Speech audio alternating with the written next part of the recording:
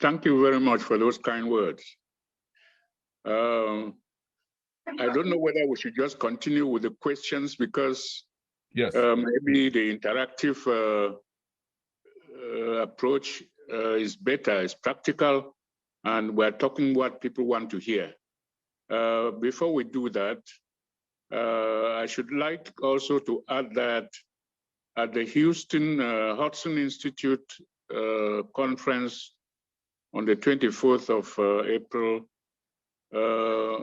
my delegation there distributed 2 documents, which I want the documents to go public as far as possible. And so maybe I better introduce the documents called Referendum As.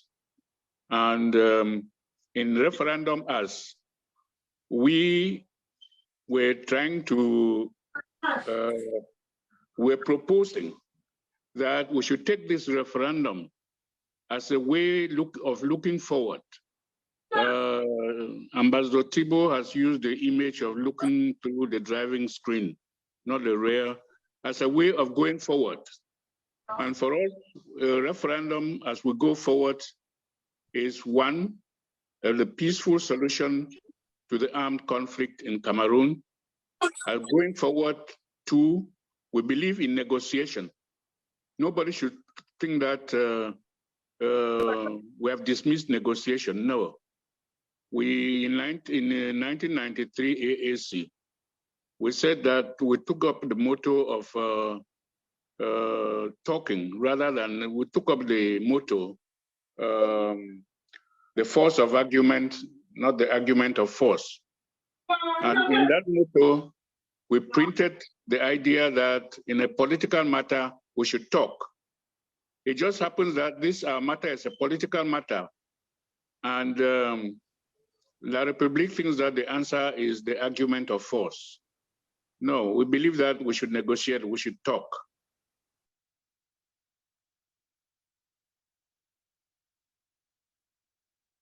You have to unmute again. I apologize. I think you were mistakenly muted as we're trying to mute the person talking. Sorry, let me ask you to unmute. Just tap on your screen to unmute.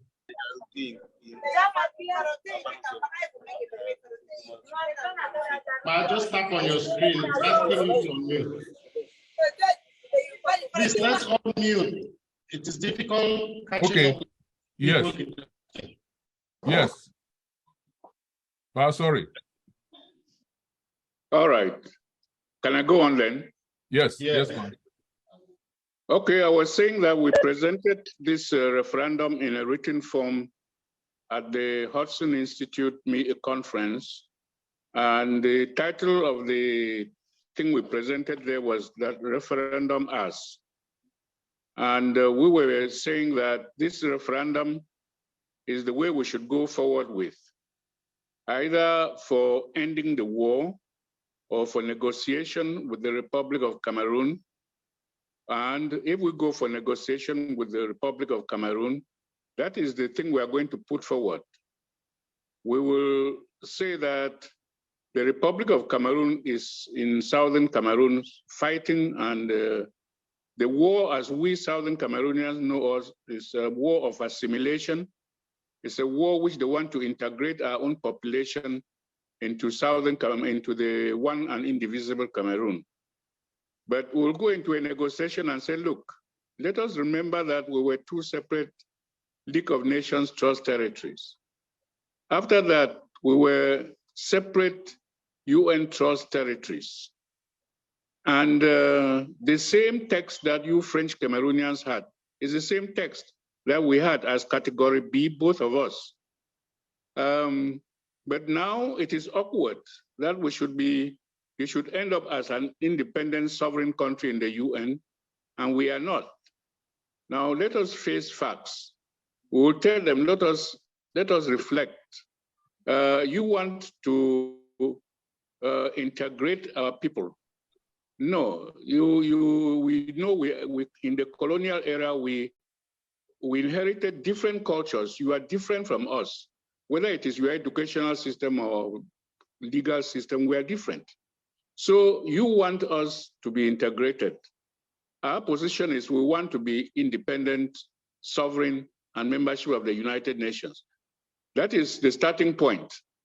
And what we are saying is, what we should negotiate is, you, President Biya, in 1999, in a visit to Paris, you said that only a few disgruntled Anglophones are pushing for an idea of secession or separation. And the journalists asked you what you plan to do, and you said, when you go back, you will organize a referendum. You will organize a referendum to prove to the world that it is only a small minority that is making this proposal. So our position in going for negotiation, we are saying we'll recall to the other party that this is what President Biya said in 1999 in Paris. So let us see how we can jointly propose this referendum to the international community, to the United Nations.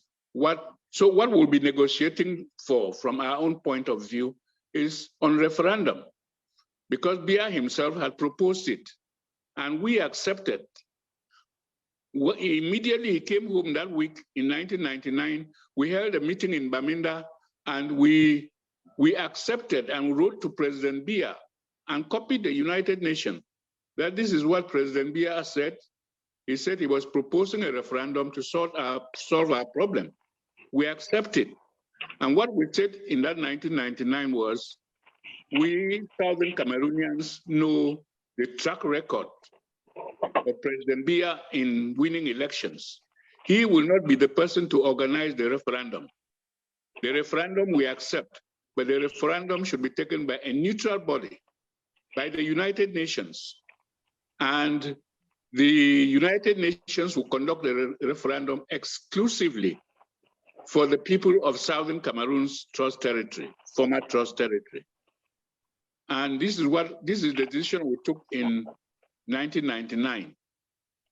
Now, coming to Hudson Institute meeting, a few days before I received the invitation for this meeting, we were on ABC television on a panel of discussion, 5 of us. And we were discussing the reaction of the inter-crisis group on our matter. But we quickly jumped into this matter of referendum. And there we disagreed. The 5 of us disagreed. And this is something that was broadcast live. And we welcome questions. And what was the disagreement? It was what President Masdo Thibault Nagy just said, that we should not talk of referendum, we should talk about plebiscite. If we go and talk of referendum matter, we'll be doing something wrong, because referendum is something that will bind us permanently. Now, don't want to confuse ourselves with talking about what was said in that broadcast. What we distributed at the Hudson Institute, let me just elaborate a bit about referendum. What I tried to say on that broadcast was that when the United Nations, in any place in the world where there has been either a political problem or a problem of annexation, or a problem of annexation, or either annexation or war, like in East Timor, there was war between Indonesia and East Timor. What the United Nations went there and did was a referendum. And we cannot say the United Nations to come to us and conduct plebiscite.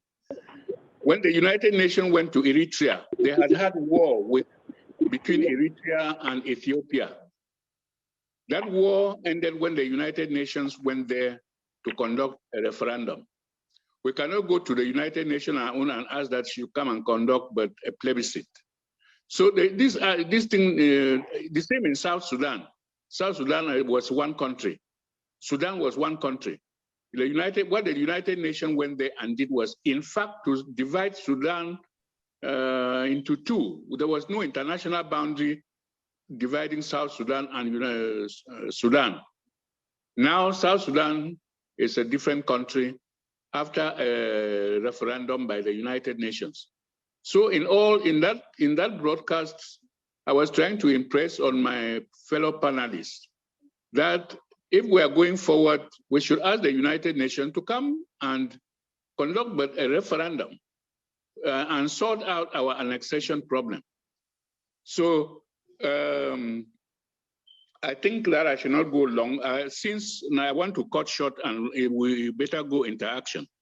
I want to say that since 1995, when we conducted that referendum in Southern Cameroon, we ourselves, we should not deviate from referendum.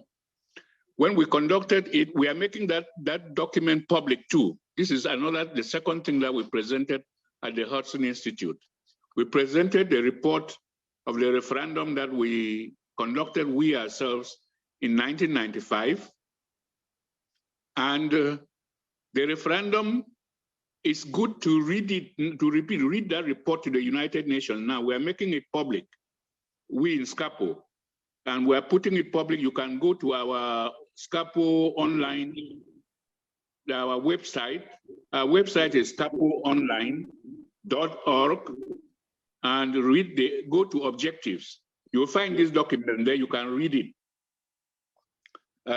You'll find the documents we presented at the Hudson Institute all, and plus this. The thing I want to say about this and give chance for questions or give chance to my next speaker is that in this referendum, one, it did not go free. The government attacked those who took part in this referendum, in this signature referendum, will tell you they were attacked. Those who were civil servants were transferred, were dismissed. You read all in the report. But the significant thing about this report, which I'm urging people to read, the important thing, as somebody has mentioned, other people have conducted surveys. The late Cardinal conducted his own and came up with about 70%. CDN conducted one, came out with about 84%. And we were in with Judith of the CDN in that Hudson Institute meeting. The thing I was trying to emphasize there to distinguish this referendum in 1995 with the other things that have been done by ourselves, by the Cardinal, by CDN, is that in our own, we had a few people voting that should be mentioned. And that is why you should read. And that is why we should carry this referendum. Even we are writing to the United Nations, we are going to attach this referendum there. We had two former prime ministers of Southern Cameroons voting in the referendum of 1995 conducted by us. And they voted in the affirmative. We had Dr. Foncha and Mr. S.T. Muna, who they are not alive now, but they voted in that 1995 referendum. And what were their votes? They voted, and let me start with the question. What was the question of the referendum? The question on the referendum in 1995 was, do you want the Southern Cameroons to achieve full independence by peacefully separating from La République du Cameroun? This was the simple question for Southern Cameroonians. It was not for Southern Cameroonians and the Republic of Cameroon.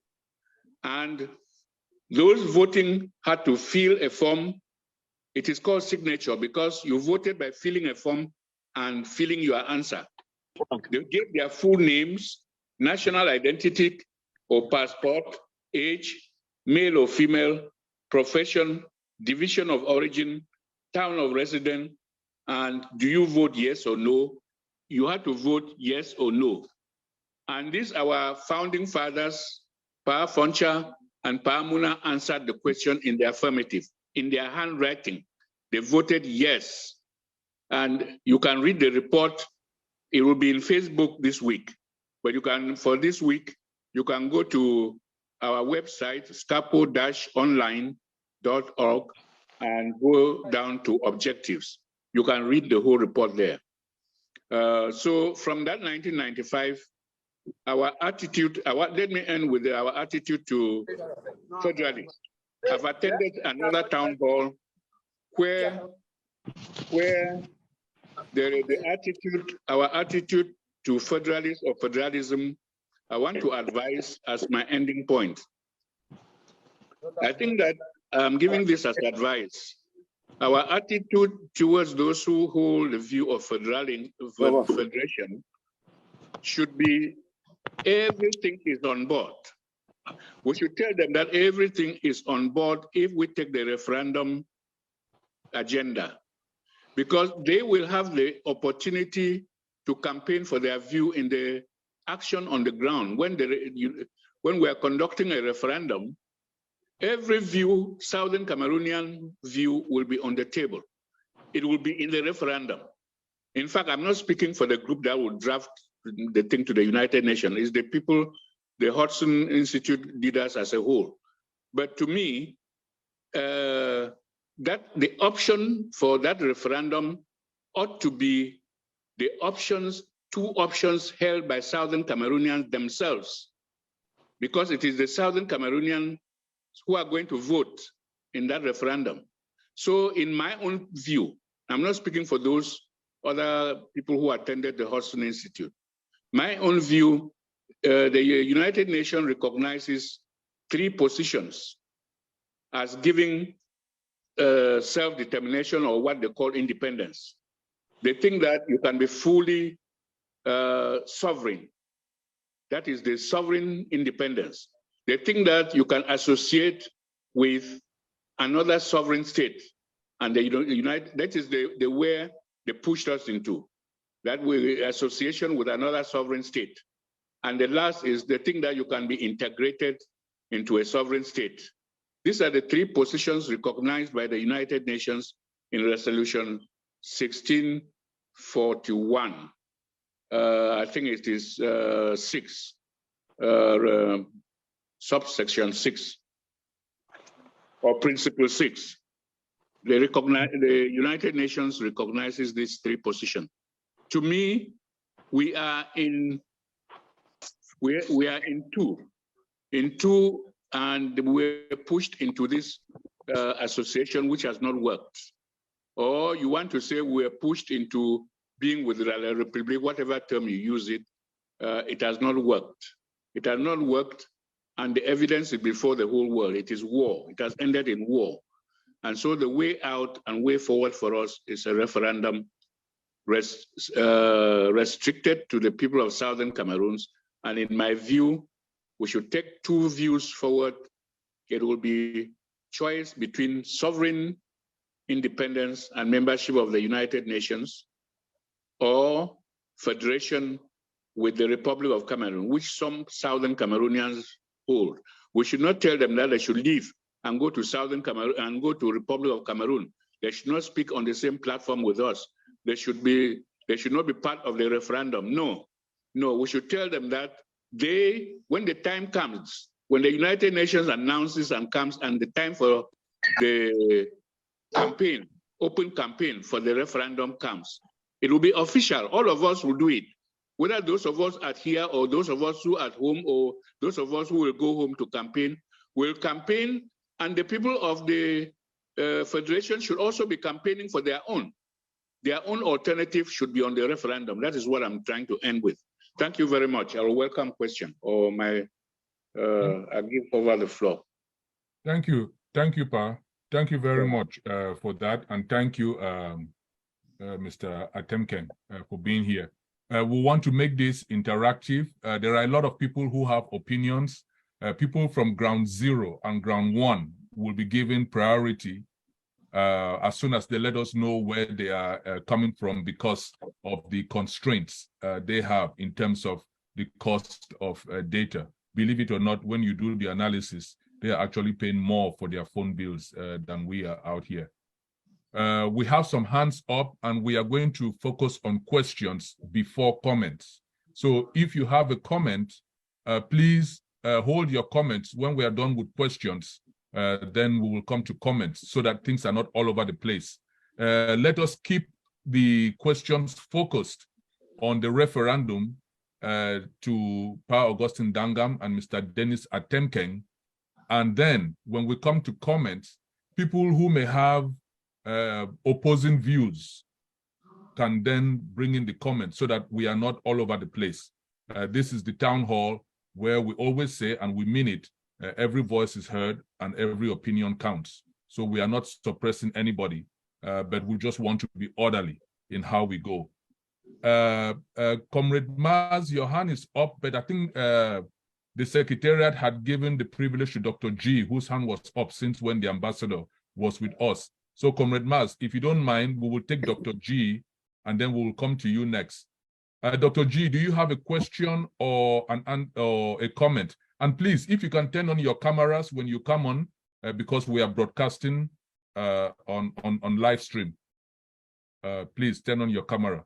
Dr. G, is it a question or a comment? We're taking yes, no, I'll follow your lead, Chair, and leave the comments for later, and just restrict myself to 2 questions, one for Pa and another one for Dr. Denis. Okay, go ahead and ask them together, and then they would answer respectively. Okay, thanks so much, Pa Augustine, for your wise words. I just wanted to ask a very straightforward question, building on your last recommendation with respect to the federalist option on the referendum. What do you see as the prospect of the organization of an all-Anglophone conference 3? And could that be the main theme towards which such a conference could be organized, as in to get every Southern Cameroonian around the table to discuss the realities of an eventual referendum as a common position that can be adopted, with each person presenting their view on such a ticket and what it would take to work towards that such an eventuality. My question to Denis Atemnkeng, Doc, I'm not sure how to refer to you, is to build on your comments that you made following Ambassador's comments, to practically say international relations has changed, the world has changed. Our awareness of our history has its place and has its role and sort of fuels our activism at the moment. How would you advise a broad-based audience of our people to approach the world in which we live in, as Ambassador Thibault Nagy puts it? Not what we want the world to be, but the realities of today, real politics in the international system. How do we mirror, how do we marry the two together? What we desire, what we aspire for, what we wish the world could do for us, and what they are prepared to do, and what does that say to the kinds of strategies we must adopt to push this fight forward? I'll leave that for that, Chair, and I'll come back for comments later. Okay. And thank you so much for the opportunity. You're welcome. Pa turned off his camera. Maybe he's indisposed. If Mr. Atemnkeng wants to go first. Oh, okay. Pa is back. Pa, do you want to answer that question on the prospects of an AAC3 as the basis on which we can rally our people around these themes you're bringing for a referendum? That, in a nutshell, is Dr. G's question. Yeah. I am for an AAC3. For expanding awareness and exchanging ideas and answering and debating, it is necessary for us to educate ourselves and to spread awareness, to widen awareness of this, what the referendum is about. It is not something we want to hold immediately and force it now. We want first to raise awareness among ourselves and especially among our people in ground zero. So that is necessary, very necessary. I urge it, I support it. Thank you. Thank you very much. Mr. Atemnkeng, over to you. Okay, thank you for the question. Was that Dr. G? Yes. Yeah. Now, you're asking us, how do we factor in the state of the world in our struggle? Let me begin by going back to a question that I think it was Lehman who asked, whether if we classify our problem as a question of marginalization, that would make any difference or attract more sympathy or something like that. I think it was along that line. Now, you see, it is very important for us to understand that our conflict is not a conflict that you can classify anyhow. For many years, many of us kept thinking that this was a question of marginalization. No, marginalization occurs where you are in the same country and one region is having more powers and more economic benefits than another. In that case, you can say this is marginalization, like the Yaoundé marginalizing the Northerners, or the Northerners marginalizing the people from the East Province and so on. But our own case is not a case that you can classify as a case of marginalization, no. Because if we were one country, if there were instruments that made the two countries one country, or granted jurisdiction over our country to La République du Cameroun, you would refer it as an issue of marginalization. So it is not, we cannot classify this matter in any way we like. It is not our opinion. It is the facts that are speaking, and our facts clearly identify it as an issue of annexation, an issue of colonialism. This is not an issue of marginalization at all. No matter how much they have deceived us, we have to go back to the facts. This is very, very important. So let us be clear about that. Now, how do we factor in the attitude of the international community in the way we go about this fight? I have said that we have to be practical. Practical means what? It means that we should not argue as if we are in a court, because we are not before any court. I have said that there are two ways in which we could address this matter through the court, going through the ICJ, either for a contentious matter or for an advisory opinion. If that one fails, we can go for arbitration. Arbitration is still a judicial process where the two parties agree on a panel of international judges to which they can submit their differences for adjudication. This is the issue.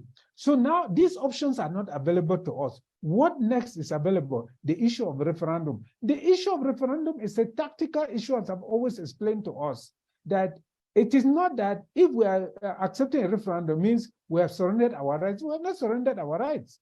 But we recognize that the international community has come to the position where in every situation, they want to hear the voice of the victims.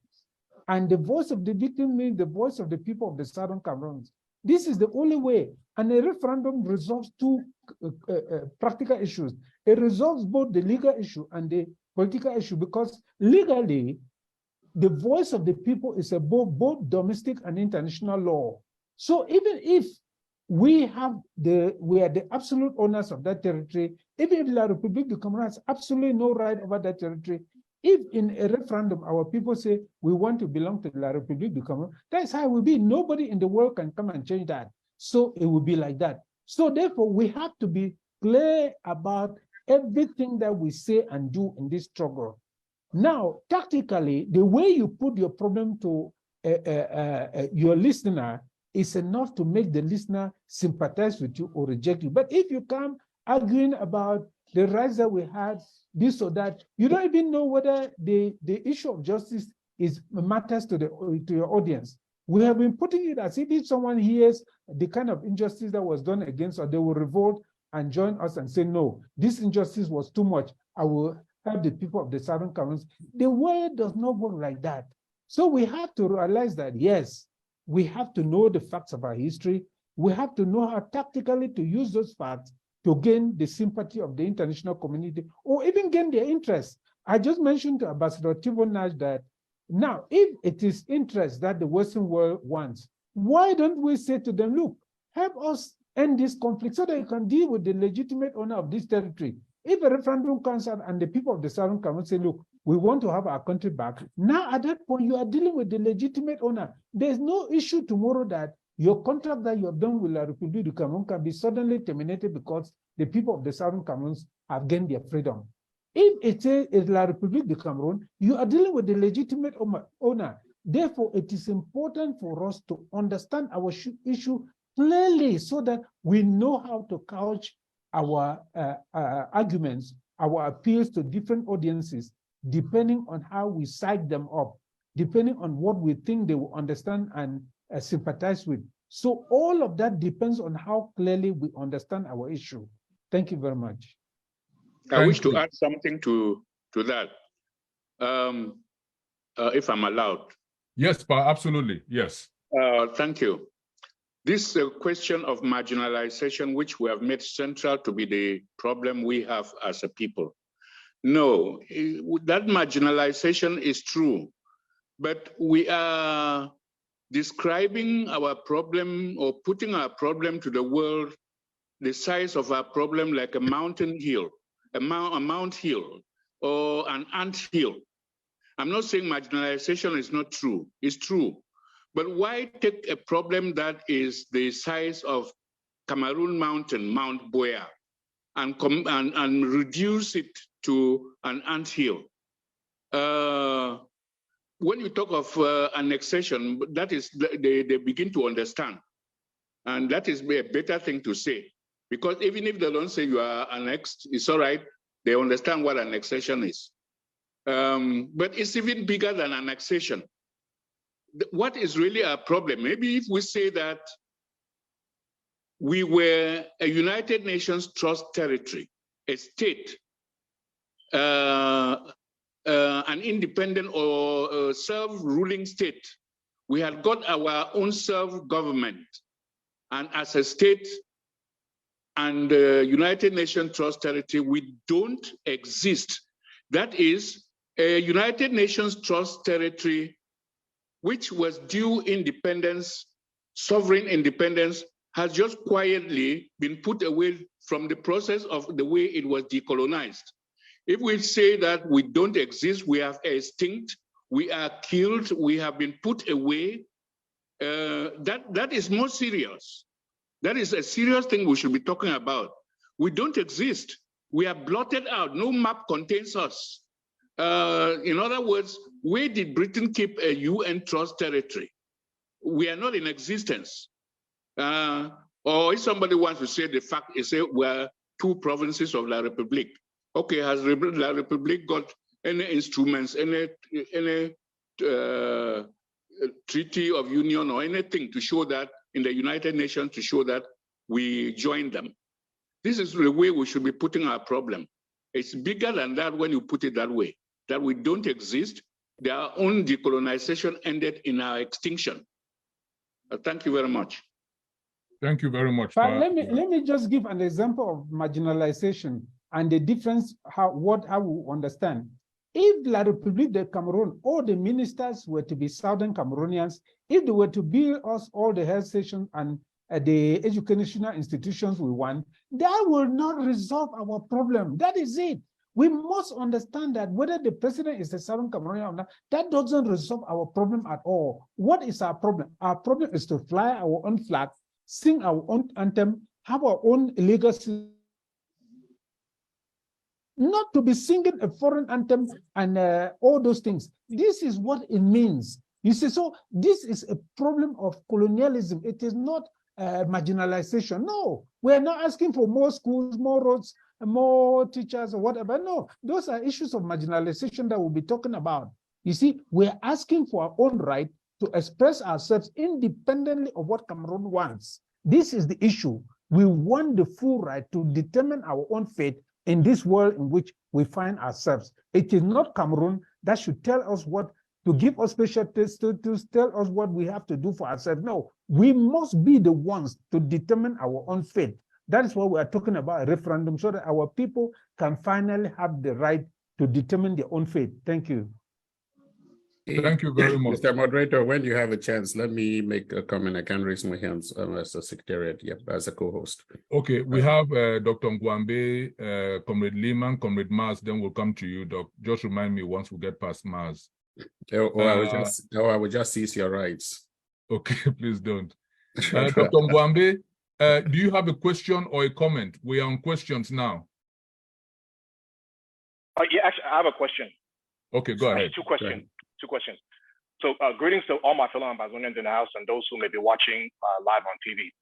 First, let me start by thanking our honorable former ambassador, Thibault Nage, for taking the time on his Saturday. Mind you, you all know how Saturdays are in this country and what we're all trying to do on Saturdays. So we want to thank him for coming to talk with us and for being very blunt and speaking in real politics with us. I also want to make sure I thank Comrade Chris, SCAPO, and the Southern Cameroons International Town Hall for continuing to provide environments like this where we as Ambazonians and lovers of Ambazonia come together and talk out these issues and interact with each other. Moving forward, my question is the following. Based on the experience of Ndangam and others who carried out the referendum in those days. Sorry, Dr. Mwabe, do you have another device on? Not that I know. No, not me. Oh, are you close to Somebody somebody? Is somebody very close to you that people are using two devices? No, not that I can tell. I'm looking at my. You Okay. may have it. You Go may ahead. have a twin brother somewhere that we don't know, but Yeah. that's okay. We'll figure out something. Go ahead, the echo is gone. Yeah, so the question that I wanted to ask is that based on the experience of the SCAPO team in conducting their own referendum, what have they learned from that that's going to help overcome the issue of voter apathy? Because we all know that we see other organizations out there that are actively engaged in discouraging people, vilifying the process, behaving as if this is not even an option, though there is historical precedent of a referendum as an option being used to essentially determine the ultimate outcome of a conflict like ours. So based on what you all did in your referendum, what would you use to help to overcome voter apathy? That's my question number one. Question number two is, in all honesty, I get the idea of inclusion, and I honestly understand, and I have my own strategies about how federalists can be used to help us achieve our ultimate goals. But even with that being said, we all know that federalism, right? Federalism is something that we've tried before and it did not work. And La République du Cameroun used brute force, intimidation, subversion laws in order to get rid of that in their 1972 referendum. We also know that federalism is essentially keeping us married to La République du Cameroun. So, which is why most people say it is a unionist format. It is a unionist agenda. It is a one Cameroon agenda. With all that in mind, what is the value of including federalism as it being an option on the table as part of the referendum questions? Thank you. I suppose I'm supposed to answer the question, but he was speaking and it was breaking to me. Can the moderator just rephrase his questions to me, the two questions? Yeah, in a nutshell, it's a two-part question. The first part is to avoid voter apathy. Yes. Fueled by the disinformation campaign going out there. Based on your experience from 1995 referendum, what would you suggest to overcome voter apathy fueled by disinformation and the counter campaign out there already? And part two, federalism is literally keeping the marriage to La République. It's still one Cameroon, maybe just changing form of state. Why should we then include them as an option on the referendum? Those are the two parts. Either of you could answer them as you like. Okay. Voter apathy. What we have planned to do now, we just mentioned the matter of conference. Now we should be engaged in education now, educating our people on ground zero and raising awareness among ourselves, explaining what we mean by referendum, what it entails. It is not something that BIA should intrude and have a hand in it. But as it happened in 1995, he did. We are regarded as part of his country, so he certainly will include, even if he hears now that we are planning a referendum, he will start also planning his own tactic how to counter it. But we should go forward with this agenda by educating our people on ground zero now and holding conferences where we talk about referendum and answer questions now. But also, when the United Nations take up the matter, when we propose it and the UN takes it, it will not be something they'll just take and jump on the field and start conducting it. No, there will be a timeline there will be a program of, for instance, campaigns or the education or mass education.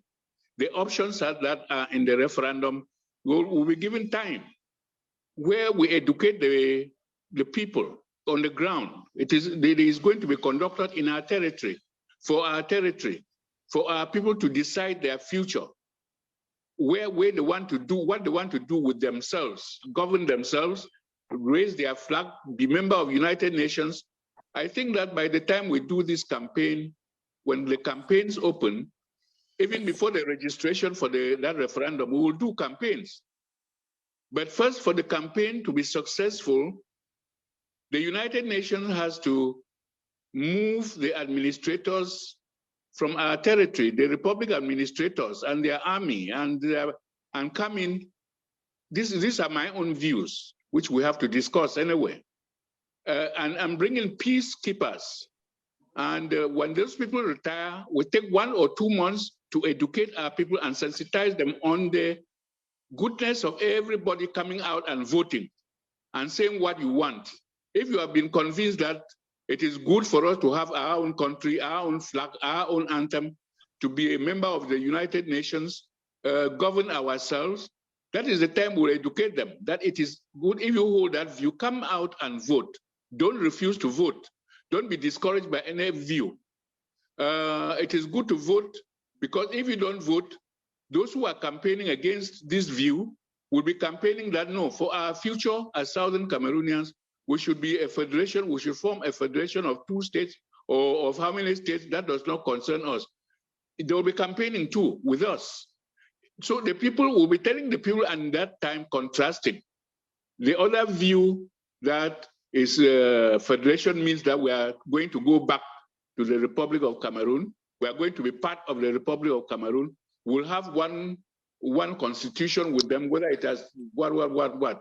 So we'll raise voters' awareness at that time also. But we should start now, holding conferences, holding town calls, and making Zoom calls on our groups to educate our people, to raise awareness and sensitize. Okay, before we go to Mr. Atemnkeng, the second part of the question, why even have that option on the ballot, was the second part of this question. Yes, good. Because we, as Southern Cameroonians, do not want to associate ourselves with the kind of suppression or intolerance. We know that some Southern Cameroonians among us hold a different view from us. Cameroonians, even with whom we're in AAC, who summoned the AAC, like Dr. Munzu, and who went to the United Nations to give our letters, our petition against annexation. Dr. Munzu was a member. But now, Dr. Munzu says our future is better to federate. We should be a federation. What we are saying about this attitude to such people and such views is that we tolerate such views. We should not say he should not say it, or that he should not. Why should we accept such views? No, we are not accepting it. We are saying that we should take up a referendum. A referendum is a democratic, forget about the term referendum. We say we should sort out this problem democratically. And it should be the United Nations that should come and sort it out. If we remove the word referendum, we're calling the United Nations or the international community to come in and do a democratic exercise to sort out those who want this kind of view and those who want federation. So for now, we should tell them, be comfortable. The time is coming for you to speak your view. We should not worry about those who have poisoned the people's minds. No, the time is coming when things will be put straight, when we go out to campaign, but we should start the campaign, the education now. Thank you. Thank you. Mr. Atemnkeng, were you going to add to that? Yes, I want to add to that. I thought that we have already explained this thing very well. Now, you see, the purpose of a referendum is first of all for our own people to tell us where they stand in this conflict. Do they stand with the independentists or they stand with La République du Cameroun? Let us always remember that the people who want independence in the Southern Cameroon are those who are called independentists. It is not the whole of Southern Cameroon that wants independence. There are some who want to be a union with La République du Cameroon. There are others who are talking of federation. Okay, no problem. Let us go to the vote and know where our people stand. If you take out one of these views, how do you know where our people stand? That is the issue. So we have to open the door for our people to express themselves freely and voluntarily, so that at the end of the day, we know whether our people are independentists, federalists, or unionists. All of this should be clear. It is clear, of course, that federalists and unionists are those who want to belong to La République du Cameroon, whether they want a federation, whatever they want, that is it. The time will come for every opinion to go out and convince our people about what they want. This is the issue. This is why we want all the voices of the people of the Southern Cameroons to be heard. Thank you. Thank you. Comrade Lehman, do you have a question or a comment? Can you hear me? Yes. I think. Okay. Thank you very much. I have 3 questions. Okay. Can you turn on your camera? Are you in a position? No, Okay. No, not very good. If that's okay by you. All right. Yes. Go ahead.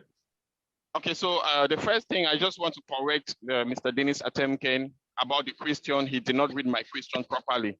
It was directed to His Excellency Thibault Nagy, because he asked us to forget about the past and focus on the present. So I asked him that question in that context. I did not say we should classify the conflict as marginalization or an internal affair of La République.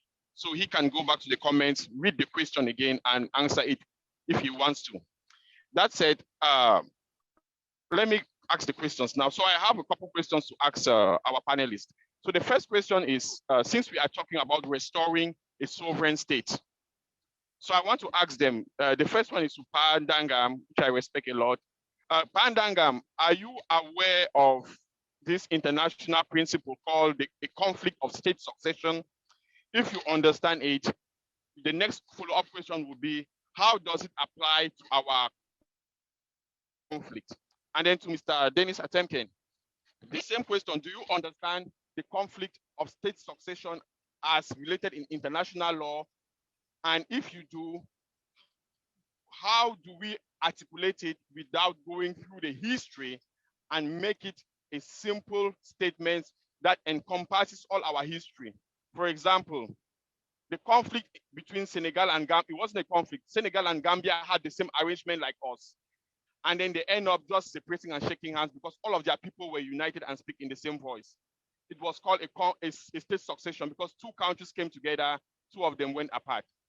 So in that light, how do you use that concept of state succession in the Amazonian Revolution? That is, if you understand the notion of state succession. Thank you. Okay, but if you want to answer, or whoever is going first, just unmute yourself.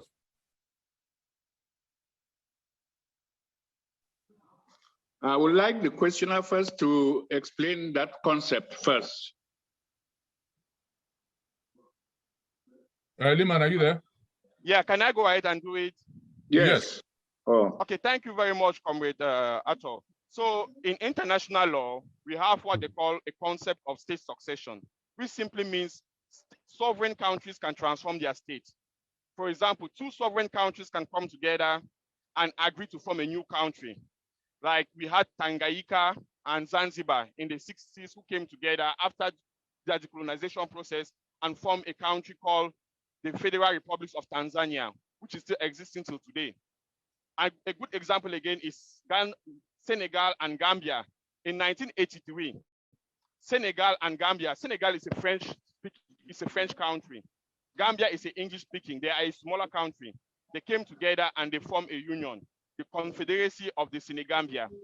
In 1989, the then president of Senegal asked them that they wanted to form a more stronger union. Should Gambia join Senegal? And Gambia said no, because all of their politicians agreed. They simply separated from Senegal without a war, which is a similar case to us. So that is why I asked them, do you guys understand the concept of state succession? And that applying it to our case, it makes us avoid all the long history and we go straight to it. And when you state it, everybody understands it. It is not an academic exercise. If you go to the United Socialist Republic, No, the same concept was applied. Can we have Can you see how you please? apply it to our own situation? Can we have? I am trying to. Yes. You people are the panelists, so you people can pick up the question. Yes. Yes. Go ahead. Can I throw some light on the question? Can I throw some answer there? No, the speaker first should apply it to our that principle to our situation. Then it will be clear. It should land. Okay, let me do that. I want to help the speaker. I want to help the speaker. Layman, just wait. Layman, your analysis to me doesn't fit in the context, because you are only seeing when they separate, but you don't see when they join. Just listen. You only see when they separate. You don't see the condition under which they join.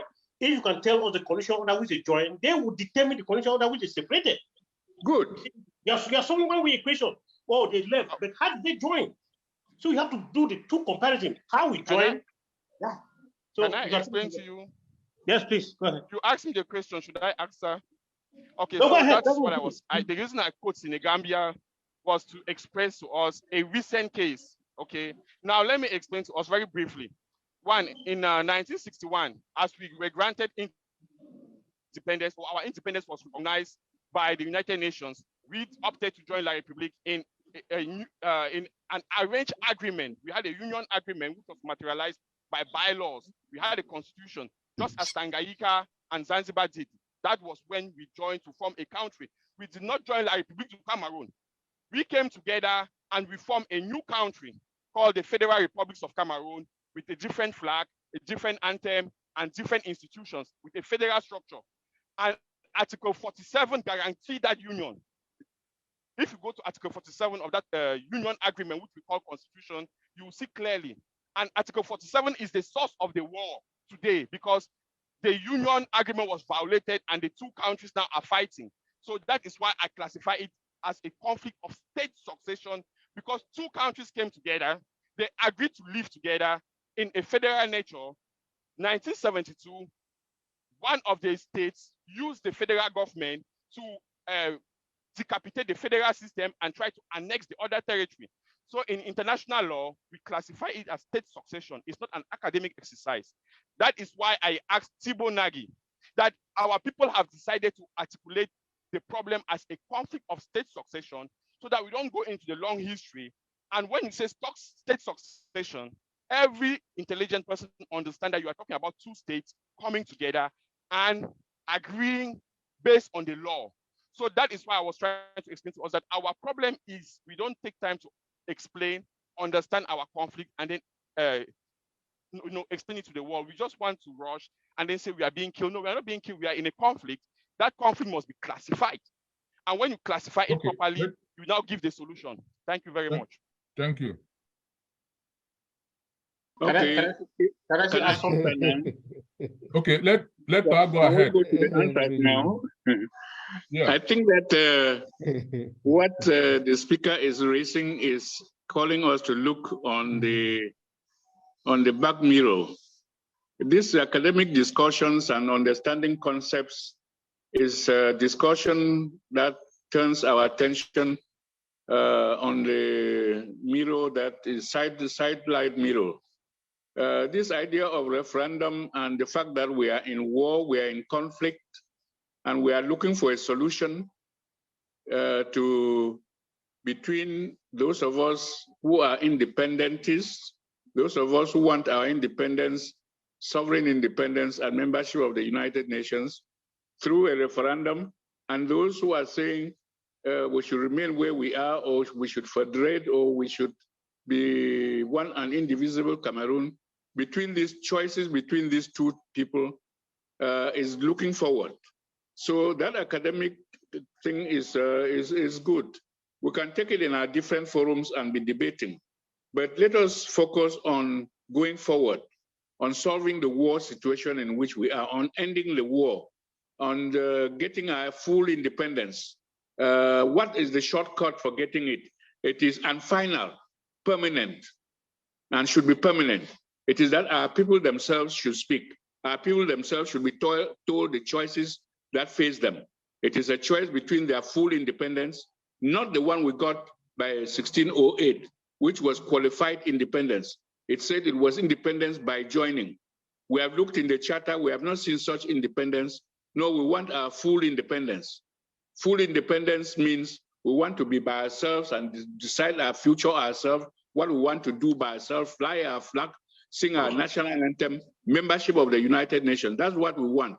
And we want the United Nations to come and conduct a referendum for full independence, as they did in Eritrea. Their own independence conducted by the their own referendum conducted by the United Nations was called for a referendum for full independence. That was, we can use the same words, and the United Nations will give it to us. I think they will give it. If they bring problems, well, that is their problems. We'll go on fighting. Thank you. Thank you. Can I just add something to what Pa has said? Now, yes. You see, we're not dealing with a case of state succession, not at all. La République du Cameroon did not succeed German Cameroon. The Federal Republic of Cameroon did not succeed the two trust territories. No, not at all. Not at all. Not at all. You see, before you talk of state succession, you must first of all be able to lay down the instrument that created the state that you're calling state succession, because there's no instrument.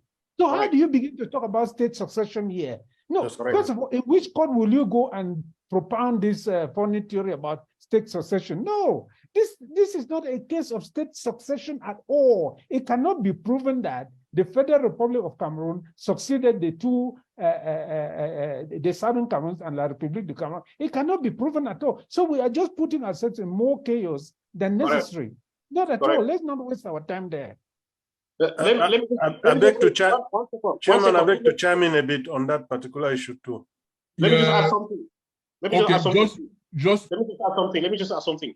When you talk of state succession, we could have been talking if we still have a parliament in Boya with a copy of the Constitution of 1961, that they can now, as a parliament, carry it somewhere. But we don't have a parliament. That has, even Norway succeeded from Sweden. So that's that example you are giving. But Norway was existing with their own parliament, their own internal structures. Then when they decided, they said, today we're no more answerable to Sweden. And that was it. Sweden went his way. But we don't have a parliament. We don't have a copy of the Constitution. Where do you start? It doesn't fit in. Thank you. I beg to chime in too quickly. Let us have Dr. Edmond. He had signaled. Ato, it is just I will cede my rights. Let them have a few minutes to clarify this issue, and then I will come back. I mean, I can always talk at any time, so that's fine. All right, good. Yeah. Was that Comrade Chris, or who was going? Sheriff. Okay, Sheriff, go ahead, and then we'll come to Comrade Chris Anu. Go ahead. Yeah, thank you very much. After they finish this particular thing, Ato, I want to talk, but I just wanted them to finish this particular debate because I think Sheriff was talking about this particular issue. Yes. Let him go ahead. Sheriff, can you turn on your camera? Are you in a position? If not, that's fine. Yeah, I'm sitting somewhere. It's very dark, but it's okay. Okay. All right, I would like to turn it on. Yeah, even then, even if we're looking at, if we were to go to take them to, to court on that, if at all we were to take them to court on that, they will still have to fail because one, the international law or the United Nations has prescriptions for state succession, and then which La République hasn't even abided by. For instance, if it succeeded if our two cases were same, then La République has to prove document that it put into the United Nations modifying the status, even the international boundaries and everything. Because when you talk about state succession, all those will be modified. The boundaries will be modified. And then every other proof, but La République cannot even prove that. Even if it was true that there was a state succession, what happened to that Article 47 still? Are they not the ones who breached it? Are they not the one who breached it? And then are they not one who seceded from even the so-called union? So if we were to go that route, they will still handle them on their I don't want to use the word, on some word they call T. Yeah. Thank you. Comrade, let me remind ourselves that the federal constitution was a unilateral constitution drafted in La République du Cameroon, adopted by its own parliament and imposed on us. Our people, neither our people nor our House of Assembly ever endorsed that constitution. Let us be clear about that. Let us know that from today. The people talking of stop secession should know that the federal constitution was a domestic law of La République du Cameroon. It was not an international instrument between the two states. Thank you. We have Comrade Chris Anu. Oh, sorry, Dr. Edmond, were you going to go ahead before we bring Comrade, I was going to speak on the same subject that others. Okay. So let me just maybe run turn on your camera? All right. Yeah, let him go ahead. Then I can talk after that. I mean, I want to. Yep. Okay, go ahead, Comrade Chris. All right. Thank you. Good afternoon, comrades. I think there is a misconception here when we hear Chibo Nash and others talk about avoiding history or not putting lots of emphasis on history at this period, going back also to the point raised about state succession. The question of history is, when we go about narrating, trying to appeal to the international community using our history, the question is, how much sympathies or empathies does it bring us? Of course, very little, if any. If it would, I think we should have gotten our independence by today, because it's not only today we started telling the world what La République has done, how they annexed us, how they took everything, marginalized us, and so on and so forth. I think what Thibault Nagy is saying is give the international community something that will win us sympathies and draw them to our immediate help. I just wanted to make this clarification. Thank you. Thank you. Thank you very much, Comrade Chris. Edmond, do you want to go ahead so we can? Yeah. Yeah. So I think first thank Para and my brother Mr. Atemnkeng for their time and your wisdom and and Para's your experiences on this particular issue, sharing all your thoughts. Now, I think when people here, I want to just make a few comments about stuff. When people talk about this concept of marginalization and try to, categorize our problem as problem of marginalization, what people are actually indeed saying is that it's a problem of, they confuse marginalization for mistreatment, for, the people being repressed and oppressed. And which I always say, remember, it's not a question of degree, as it's not a question of degree, it's a question of kind, right? So in a country where, yes, the people across La République, they are all maltreated, they have a group of rogues who have actually, appropriated the country to themselves, and subjugated every other person else to eat crumbs. But our own, those people, that is in their own country. We are saying this is not even our own country. I mean, so there is a reason, and there is a reason for all of you who grew up in Francophone country, in Francophone Cameroon, or maybe La République du Cameroon, like some of us did, there is not one person who grew up there who has never been called a Biafra, who has never been called an Anglophone, who has never been told Allez chez vous, right? I mean, when tempers get heated. But nobody ever told about Midike man or the Awuza man or the Douala man or the Yaoundé man Allez chez vous, because they understood that they have no other place to go. But for us, it is actually they themselves by their action tell us that we don't actually even belong in that country. That is one thing I wanted to, and then the other thing I wanted to comment about was the issue of this so-called Anglophone. Appellation really matters. When they say they want to organize another Anglophone conference, AAC, I think we should evolve from using that name. An Anglophone is not the same like a Southern Cameroonians. So I really want us to, there's a big distinction. the people in La Republique who have studied who have studied in English, or maybe some even including some who can barely speak English at the level of a second grader, call themselves as Anglophone. They refer to themselves as Anglophone. I want us to be able to continue to start using even if you wanted to go organize such a meeting, it will be a meeting of Southern Cameroonians, not an all Anglophone meeting. Because so that's one thing. That's the other thing I wanted to the other point I wanted to make. And, you know, we were just actually here talking about this theory of state succession, which makes the point Thibonage is actually saying, which is, hey, look, it's not what you say. It's not what you like. It's like the question of maybe plebiscite or referendum and stuff like that. The question is, can the people who own that territory, we have been recognized as a people. And if we are a people, it means we have a simple right, it's a human right to self-determine, it's right of self-determination. That's a fundamental human right. And that right to self-determine include us deciding on how and who we want to affiliate with, or maybe how our governance structure needs to be. You know, the Germans, people have been talking about, yes, we know about countries that have pulled together, but East Germany and West Germany recently just came together after the fall of the Berlin Wall. But that they came together because the people, the individual people agreed to it. Czech and Slovenia decided to pull apart.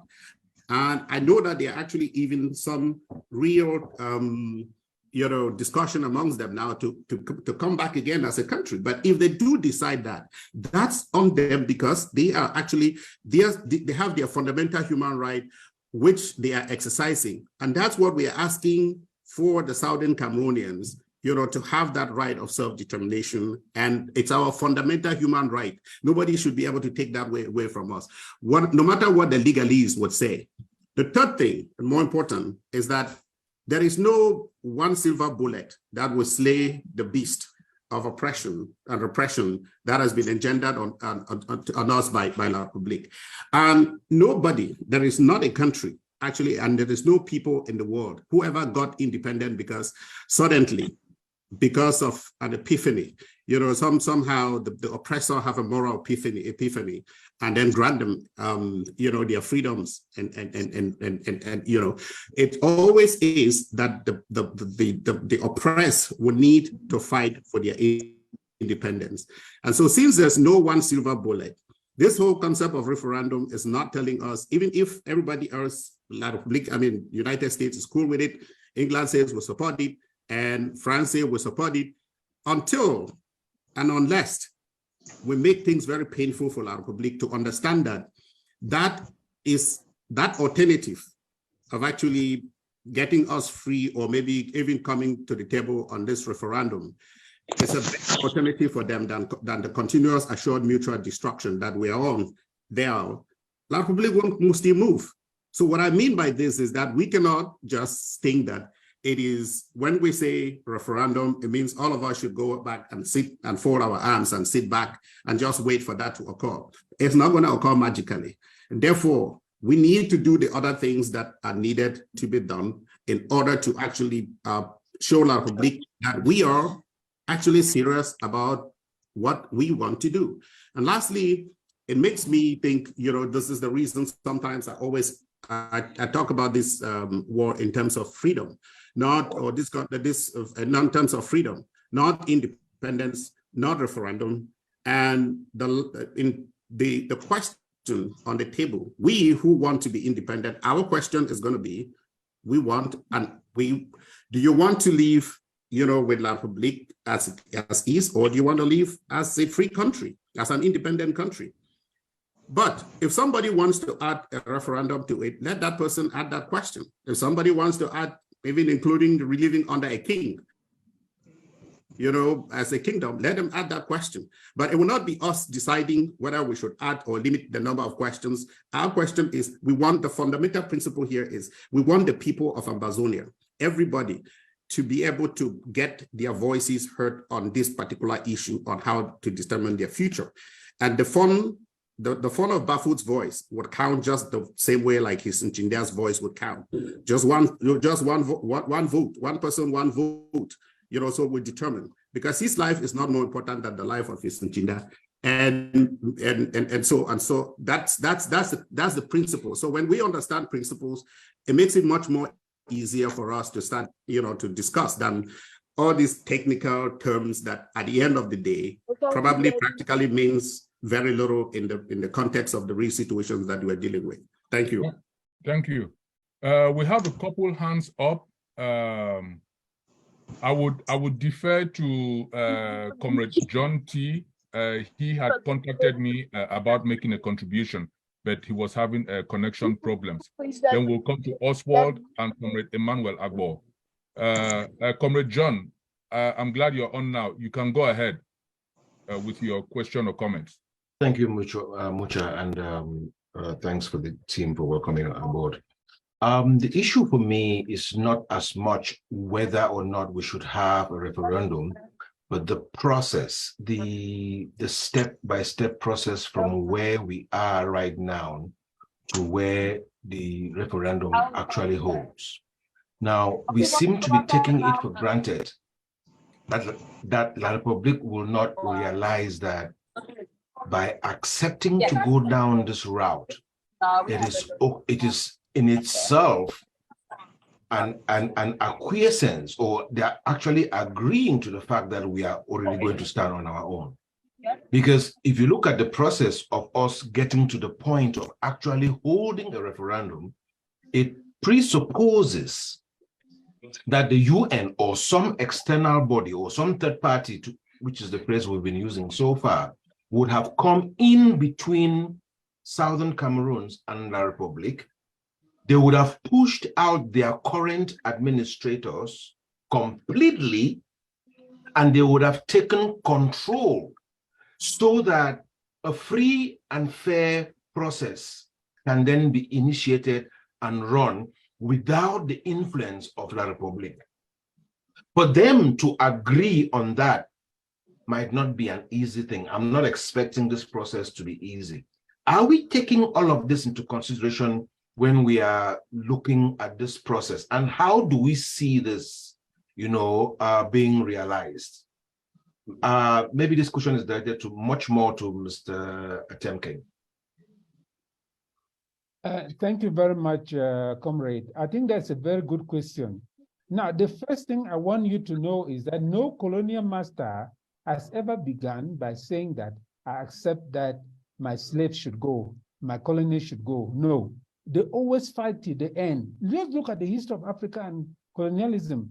It is a fight to the very end when the colonial master changes his mind. In the case of France and Algeria, at one point, the French people started quoting to Algeria that there was no provision in the French constitution for Algeria to separate. You get the point?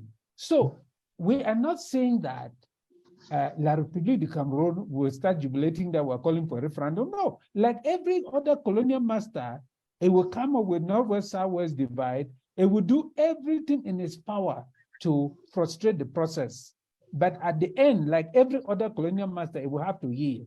It has rejected a ceasefire.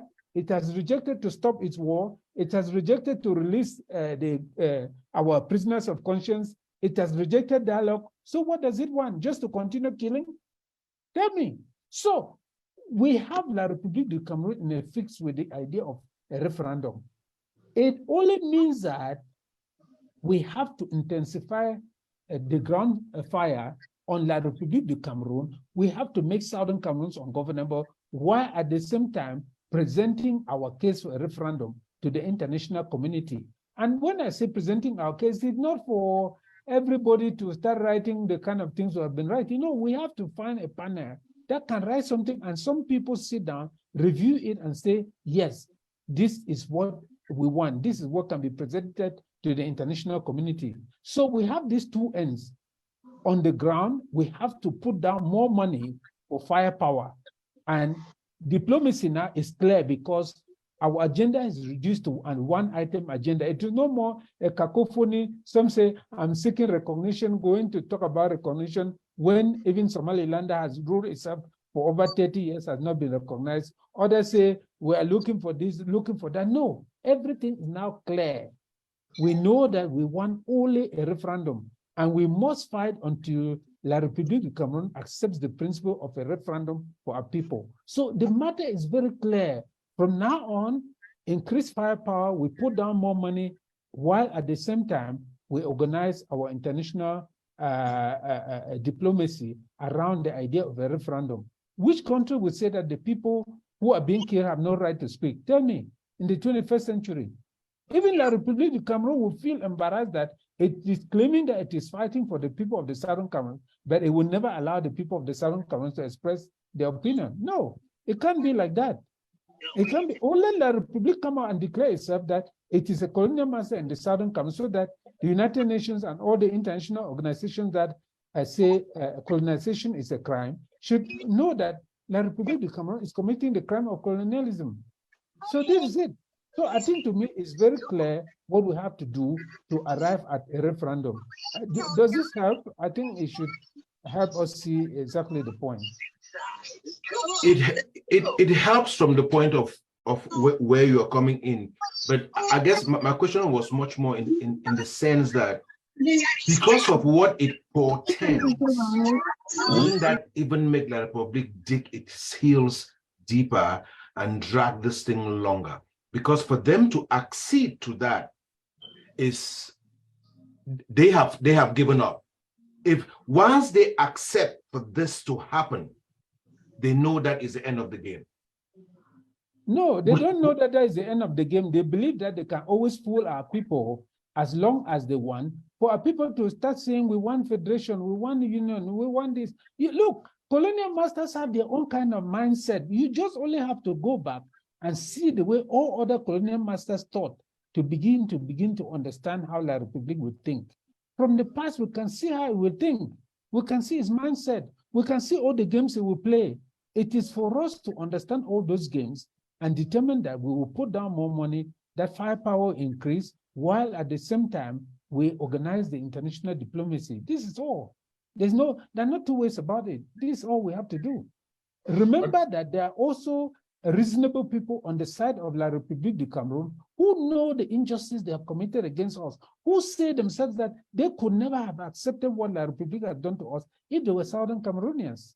Always remember that. So we will be campaigning with the reasonable people in that country, explaining the things to them. Those who are claiming of Fumban and all those falsehoods that they have been drumming into people's heads, let them bring out the Fumban Accords that they have been talking about. Those who are talking of a federation, let them bring out the instrument that was signed between the two people. All of these are falsehoods that we have come to accept as truths. They are all false. Our parliament never endorsed the federal constitution. Our people never endorsed it. It was passed only in La République du Cameroon's parliament, and that is it. That is it. What has happened is that a complete state with its own premier, its own political parties, with all state institutions, with its own legal system, with its own educational system, has been completely crippled and deleted from the map without any quid pro quo whatsoever. You get the point? So this matter is very clear, so we can move forward with that. Yeah, let me just add to John. Maybe John wasn't here when Ambassador Thibault Nage was on, but the ambassador did address John's concerns, which are legitimate. And I think the ambassador said it was the same case with Sudan. Somebody brought up the thing about even France, not even Biya, France objecting to this. And Ambassador Thibault Nage said once the people of South Sudan came together and had a common ask, the international community put so much pressure on el-Bashir that he could no longer block a referendum in the South Sudan. The ambassador said that. So I think it's for us, to Mr. Atemnkeng's point, to have this common ask. He even said, then we need to look for, he used the word lobbyists or experts who will now go out and make this a case for us he named a number of international capitals and then go to the United Nations. He did outline this step by step. Okay. But But Ato, I mean, yes. the other last thing that we should really remember is this idea of a referendum. It's not for La Republique to come back tomorrow and accept. For me, it's about uniting us, because out of the Southern, there is no more federalists, there is no more unionists, there is no more independentists. Yeah. So all you need to do is, if you have your question, you put it to the people of Ambazonia. And if La Republique has been defeating, or maybe if La Republique has had an upper hand recently on this stuff, it's not, it's because they've succeeded in dividing us. And like Sun Tzu would say in its Act of War, you know, the few are those that are divided, the many are those that are united. So we've spent time, you know, castigating people about, you know, whether they are independentists, whether they are federalists, or whether they are any number of things around it. But the question is, first of all, let us unite ourselves and let us present to the international community that we know how to resolve this peacefully. The other side is not willing. And so to me, that's really the important issue here about referendum. La Republique would come to the table when we make the cost so high that La Republique would have no other option. Thank you. Okay, let us quickly hear from Comrade Agbor, then Grand Manu, Ma Nasta, and then Dr. G. Let us keep our comments or questions like to 2 minutes for comments so that we can move along, please. Comrade Emmanuel Agbor from Scope, you have the floor. Can you turn on your camera? Are you in a position? Thank you. Yeah, thank you for giving me the floor, Comrade, and greetings to the whole House. I just wanted to make one correction. The AAC does not stand for All Anglophone Conference. It stands for All Ambazonian Conference, and it is tentative. We believe that when all of us sit around a table like Comrade Chris Anu proposed, we can come up with a name that all of us agree on. And then the second comment I would want to make, we have to understand that La Republique will never sign up for a referendum.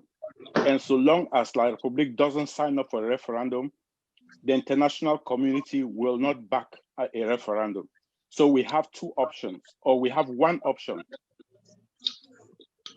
to all come together as one, as we are proposing at with the AAC, sit around a table, plan, gather our resources, and fund Ground Zero, and make Ground Zero hot. And coming together at the AAC will enable us to talk man to man, face to face, and agree on a structure and a way we are going to proceed, prepare ourselves for a third-party negotiated process that will lead us to any of the processes that will culminate to a peaceful resolution. Over. Thank you. Pan Ndangam, I think you might want to make the correction, because I think what Comrade Emmanuel Agbor is referring to is the All Anglophone, All Ambazonia Conference. I don't think is that the same like what you are referring to, the AAC3? I just want us to get that clear, because AAC is thrown around. I'm not one of those planning the conference. I'm just, I was supporting that the idea of conference is good. I don't know who is planning. They call it AAC, as I said in another town hall. People have been calling me to ask what AAC stands for. We have heard it here that it stands for All Ambazonian Conference. But my point is not to say AAC should be all Anglophone. No, no, no. I'm not saying that. I was just saying we should attend conferences and disseminate and debate, discuss like this, exchange ideas about this referendum. But the last speaker, I wanted to know, he said that the conference, because the president will not accept, so we should sit together and do what? That's the point I didn't get. We should sit together and go to negotiation. No, I'm saying that. What we're saying, or we in SCAPO are saying, is that if we go for a negotiation, we are going to negotiate only a referendum. That is our position. We'll go to negotiate referendum with the Republic of Cameroon. We should not look at this referendum idea purely from a defeatist idea because the Republic will not accept it. As Mr. Atemnkeng has explained, No colonialist accepts that its colony should go away, especially when it is a juicy colony with oil and things like that. So I think we should not see this proposal of freeing ourselves and becoming a free country from the point that La Republique will not accept it. We are taking this referendum thing to discuss with La Republique. You, the head of the La Republique, has proposed the referendum. And we think that we should go through a referendum, but it should not be you to conduct it. Let an international body, the United Nations, come in and conduct it, and it will give us the chance as Southern Cameroonians to air our views about our country and our future. Thank you. Thank you. Can I say something about this? No, a panelist is speaking, Dr. Ngwambe. Then just put up your hand, please. Let's go in order. I want to bring out some idea concerning this issue of our relation with La Republique, an angle that we don't even look at. I think it is important for us not just to be talking and saying La Republique will never accept. We should now begin to lay out to La Republique du Cameroon and its people the advantages of the freedom of the Southern Cameroon to them. It will liberate them. They will be able to have the economic development. We can agree with them on major issues. You see, look at what has happened. All the former colonial masters are now the best friends to their colonies. And I can tell you that La République du Cameroon and the Southern Cameroon, no matter the animosity that was in the past, they will become the best of friends. So we should also spend time explaining the advantages, the joy, the freedoms that the two countries will have once they are liberated from this eternal conflict.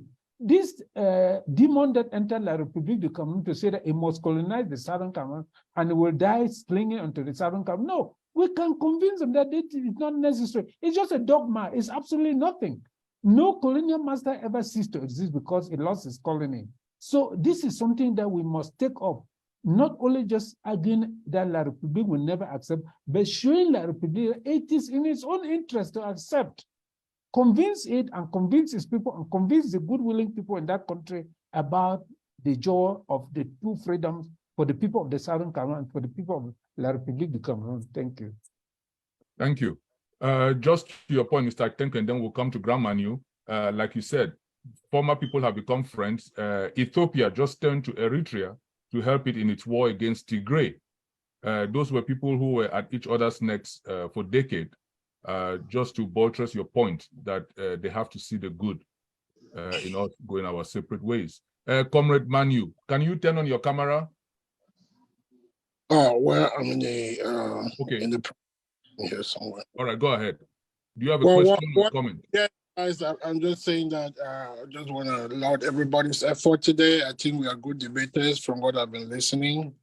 My take is on the AAC stuff. If we have to be talking about AAC 3, that means there has been an AAC 1 and there has been an AAC 2. And if I have to remember, try to recollect, there has never been an All-Ambazonian Conference 1 and an All-Ambazonian Conference 2. So which means that it boils down to the point of All Anglophone Conference, which we know what happened in the past as to why it didn't really gain the traction it deserved. So if we're looking at an All-Ambazonian Conference, it should be the first of its kind. So it should just be an outright All-Ambazonian Conference. But the question as to All-Ambazonian is we might be alienating other Southern Cameroonians. So we may have to maybe coin it differently, talk about it as an all Southern Cameroons Ambazonian Conference, which means that Southern Cameroonians are part of it. Those who actually allude to themselves as Southern Cameroonians, they are free to be part of it, same as those who want to call themselves Ambazonians. So we should put that on record. I also want to say, if it comes to a referendum, the idea behind a referendum on the back, I think it may be disadvantageous to independent, those who are for independent state. To me, a referendum will include all Southern Cameroonians and Ambazonians. And if we're looking at the side of Anglophones, it will include all Anglophones. Let's not forget where we are coming with this Anglophone issue. It's very complicated because from when, we set off on this 40 union, Francophones have been on this side, trying to dilute that 2 cups of sugar. It's a lot of dilution that has actually happened. We'll see it only when this referendum actually takes place. What I mean by this dilution is that there are a lot of Francophones or French-speaking Cameroonians who have made children, legitimate Southern Cameroonian children with our people.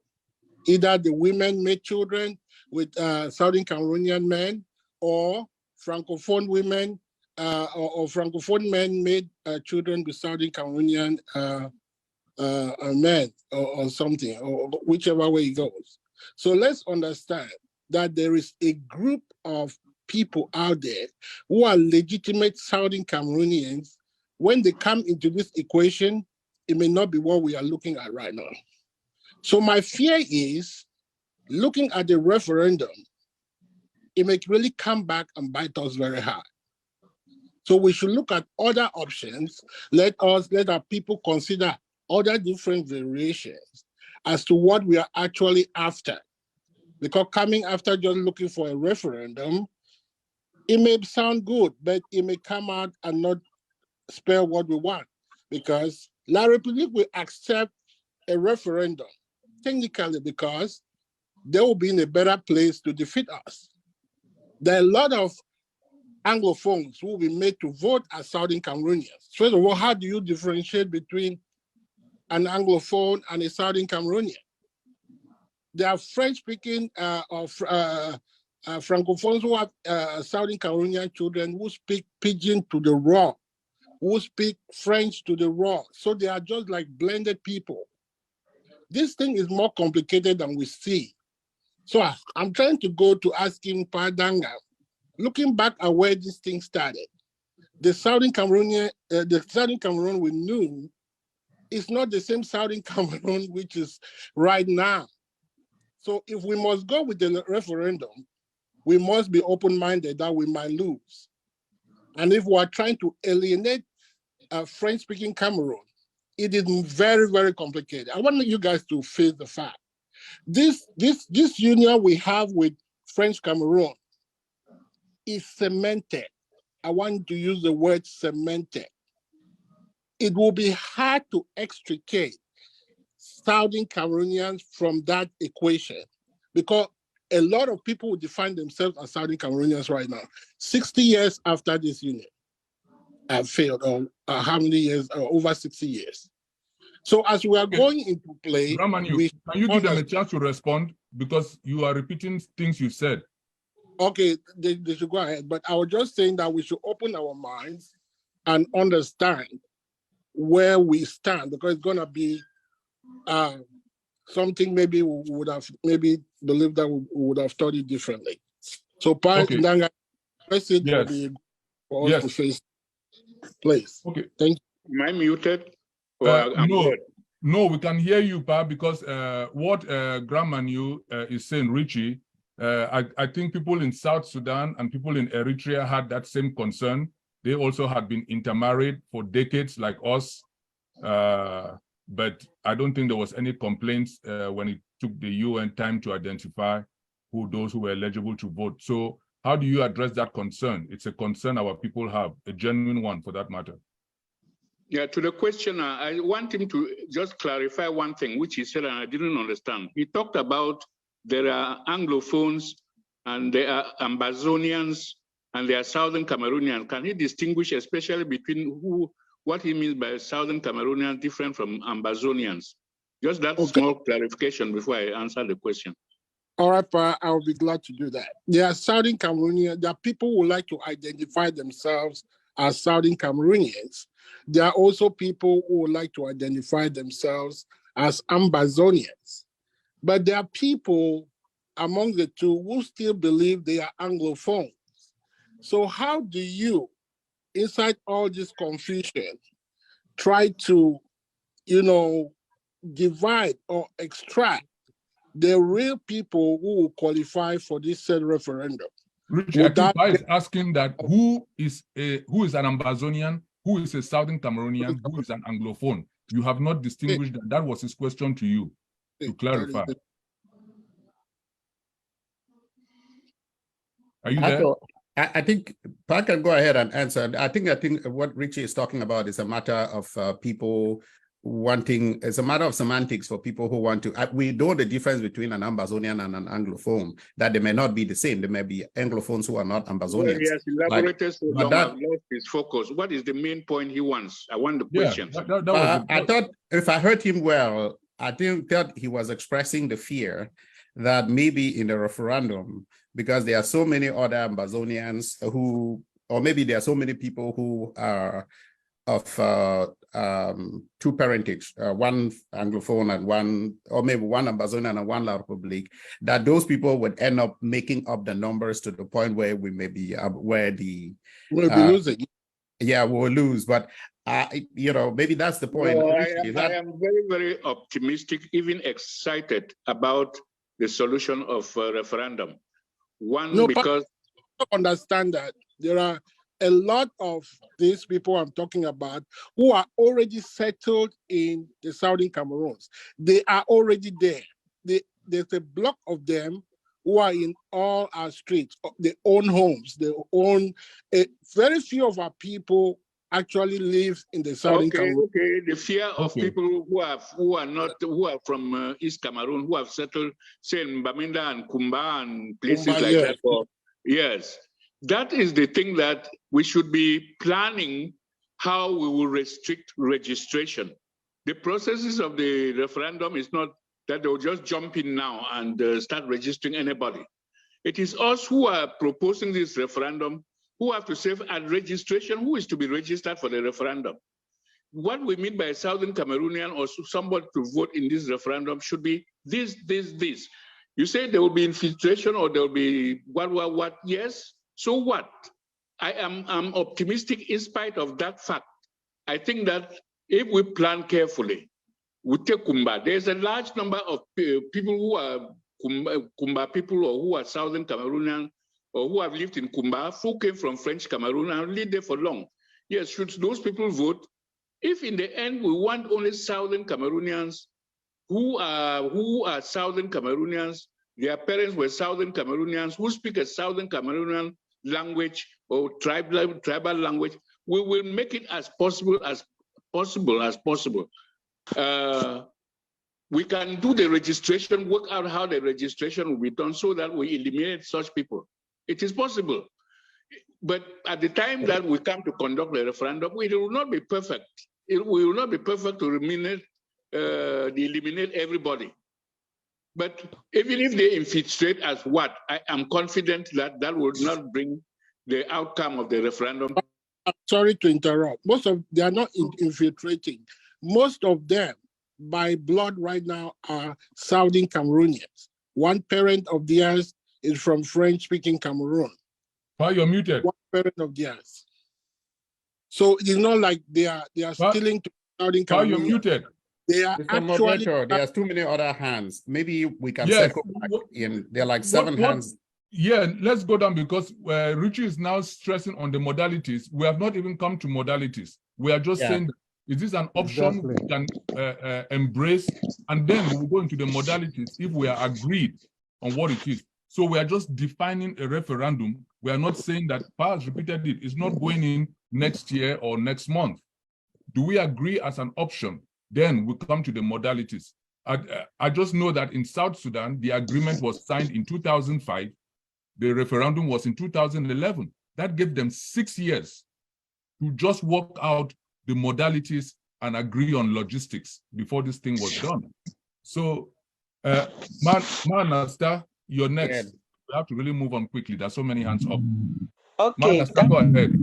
Thank you, Comrade Actor. Sorry, I know if you put my video on.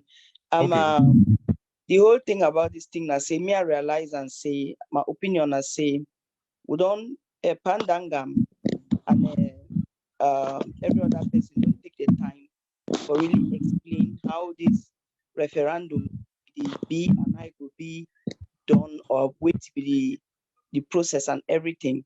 And they don't talk very explicitly, say, stop the option of self-defense for continue. So I get the impression, say, we for diaspora, we always look for whose side will divide yourself. And that thing, what would they look for, whose side will divide yourself, like on purpose. I not be nice again for things, say, now because of differences in opinion, now on purpose. Why are you talking now on purpose? If for go for referendum, it be clear, say, we not go stop self-defense. We are using that as a way for put La Republic in a situation we get to stop for kill our people.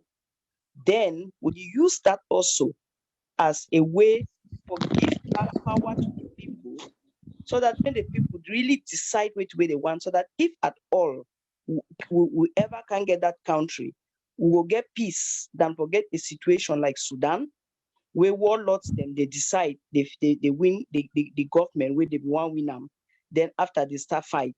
So this issue dissolve a lot of different problems, and it never exclude any other option so far. It never exclude them. It never even exclude the table. It never exclude continue fighting to the one man standing until they catch kill him. It never exclude that one. So what it means, say, would it give ourselves different options for stop our people from dying? And so at the point, say, we have to start thinking how to really engage ground zero, may they take their destiny into their hands.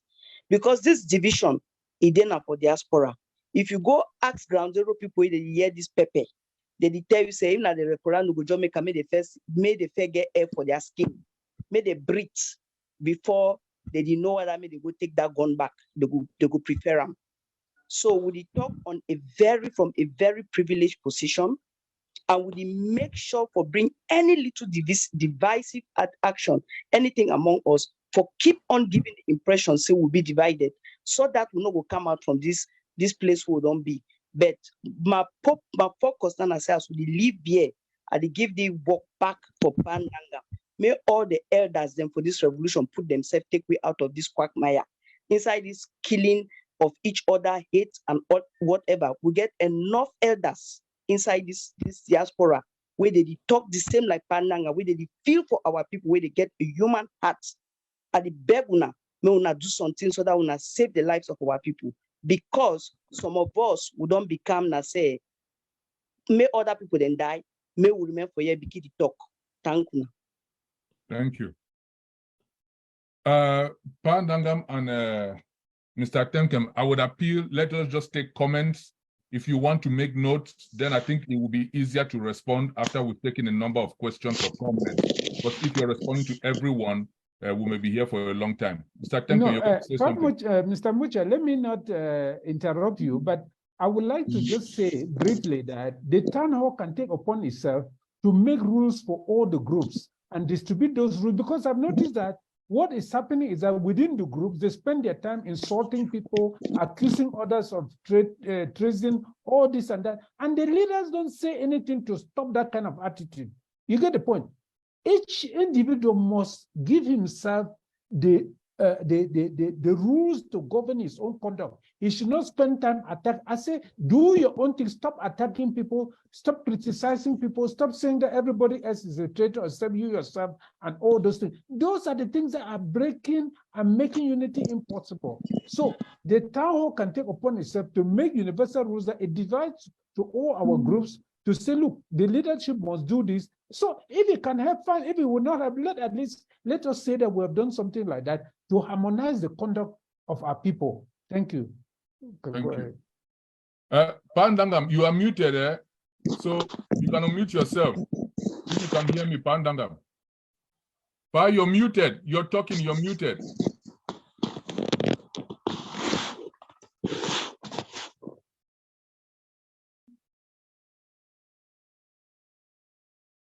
Okay, you're muted now, Pa. Then we'll come to Dr. G. I think we should go to the comments. The end we'll talk. The two of us will talk. Let us go to comments.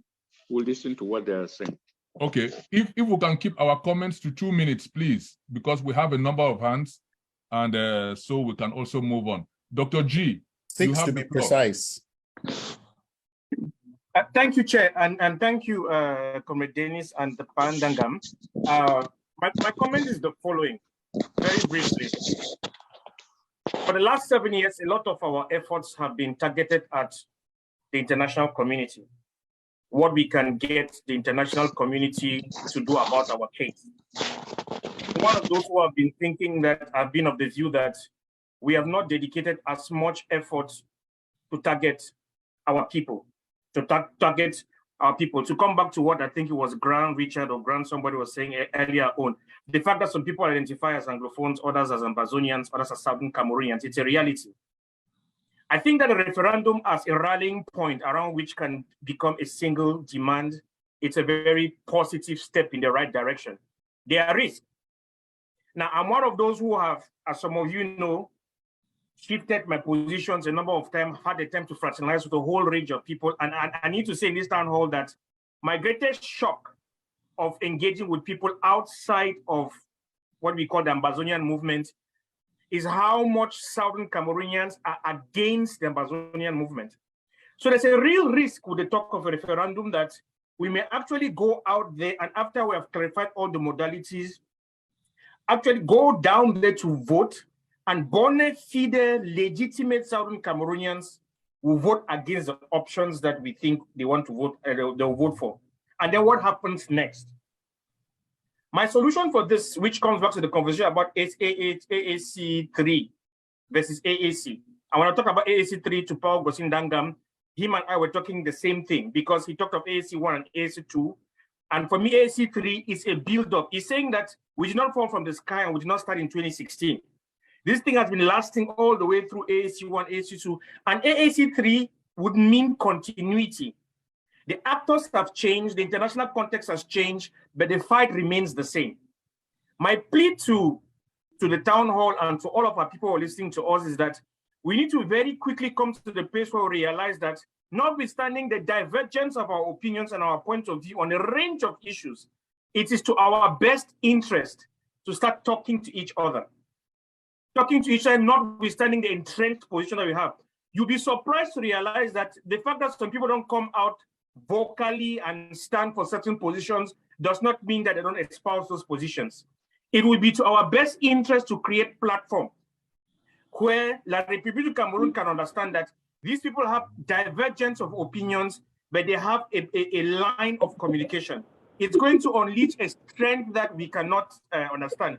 On that token, I would like to, through this platform, plead with Comrade Chris Anu and all the organizers of ACC of the All-Ambazonian Conference, irrespective of what you want to call it, to extend the platform for participation to other Southern Cameroonians and people who do not identify as Ambazonians, the so-called federalists and the rights of the world. Because at the end of the day, if we're talking about a referendum, when it comes down to voting, you'll be sampling the opinions of federalists, Ambazonians, Anglophones, and Unionists. And how that process translates into an outcome that is the well-being of our people means that we would have to somehow find something that we agree on. And that agreement, we are not going to establish it when we start having a detailed conversation about the referendum. We need to start having that conversation now about the fact that what do we disagree on, what do we agree on? And how can we find common grounds around the things that we agree on, notwithstanding the tasks that we have given ourselves. To the international community, and my comment down to Comrade Denis Atemnkeng, and I do not know who needs to drive this conversation. The international community does not give a hoot about our history. That is the real world. They don't care. We can use that as a means of legitimizing our cause, to saying that this is the reason why we are saying what we are saying. But to transition from that to expect that they'll do something about it, we need to come to terms with the fact that that is not how the real world works. And we must factor that in our planning to say, okay, given the fact that the truth that is staring these people in the face, they don't care about it, what can we do? And for me, the solution is we need to start having a conversation among ourselves. Because the people united around a common cause is a force to be reckoned with, irrespective of who they are dealing with, irrespective of what the issue is. I'm looking forward to a time, and I'm extending an invitation to Ndangam and to whoever it is, where we'll get to a place where we have the elders of the Southern Cameroonian community, meeting together with the younger generation, keeping their tags at the door, walking in there to think about a common future for our people. To start by one, like Ma Anastasia said, reducing the heat that our people are facing on the ground, so that we can begin to get them to a space where they are open to the conversation of, notwithstanding the challenges, we actually do mean well. If we don't go down to talk to those people, you'll be surprised that when we take up our voices or take up our pens or take up whatever it is that we are fighting for the world people of Southern Cameroonians, the first line of defense against our offensive will be our own very people, because of what we have put them through the last 6 to 7 years. So we need to change strategy. Thank you so much, Comrade Mucha and everybody else. Thank you, Dr. G. That's why we are having these open conversations to get Ground Zero involved. And that brings me to the point. Is there anybody from Ground Zero or Ground One who wants to make a point? Ground Zero and Ground One. Is there anybody who wants to come in? If so, just unmute yourself. They do not need to put on their camera, just behind their microphone. That's correct, Dr. Fontem. Yes, thank you. Anybody from Ground Zero or Ground One, you don't need to turn on your microphone. Just make your comment. Okay, we're not getting any response from Ground Zero or Ground One. Let's go to Comrade Sabas. Sabas Manu.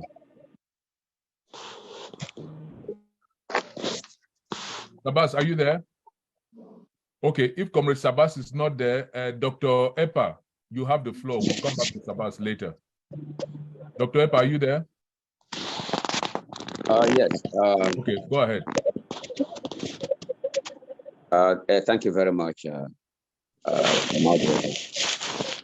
I've heard quite much, a lot of comments and questions that have been given.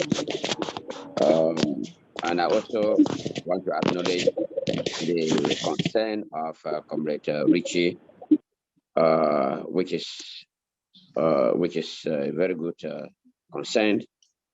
And I've also listened to Comrade Anastasia and Dr. G.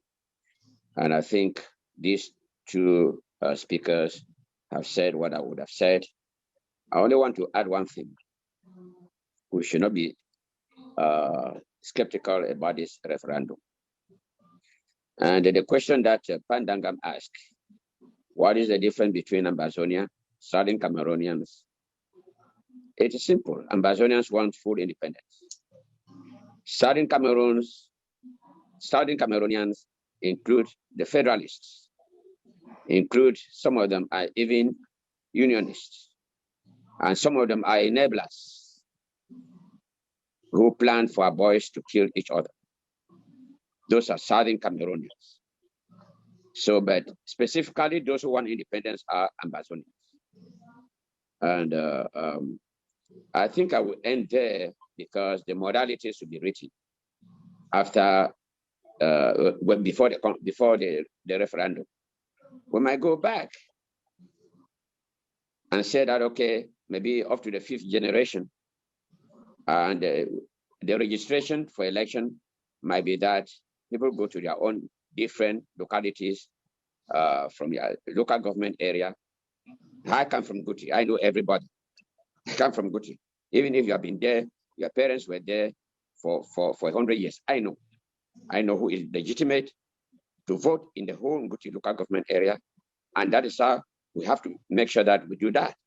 One of the modalities will be that go back to your local government area. Even if you are in Kumba, you are in Meme, no, let me just say in Kumba or Bamenda and so forth. Go to your local government area where people know you very well. And I will identify who has been there, who came from where. Thank you very much. Thank you. Thank you, Dr. Epa. I just want to say I will be remiss. Not everybody who is Southern Cameroonian is federalist or independentist. I know that this appellation of Ambazonia, Southern Cameroon has been, on a pendulum, swinging back and forth. Some people don't want to be, don't want the appellation Ambazonia. It doesn't mean that they don't want independence, but they are just not ready for that appellation. So I don't think it is fair to them to say that if you don't accept the appellation Ambazonia, then you should be labeled as being federalist or enabler or a one La Republique. I think that is the language that has been causing the divide, where some people want to force this unofficial appellation on everybody. And if you don't bow to it, they label you. I personally think that is unfair. Let us leave this appellation. Comrade, that's not what I'm saying. I'm saying that Southern Cameroons include Ambazonians, include federalists, and include even those who are unionists. Yes, but when you say it includes Ambazonians, federalists, and unionists, it means that those who are Southern Cameroonians who are not Ambazonians don't want independence. So, no. That's I think beyond Mr. Moderator, I think the problem I have with Dr. Epa's language, and I think this is what has been coding us, is that idea of enablers.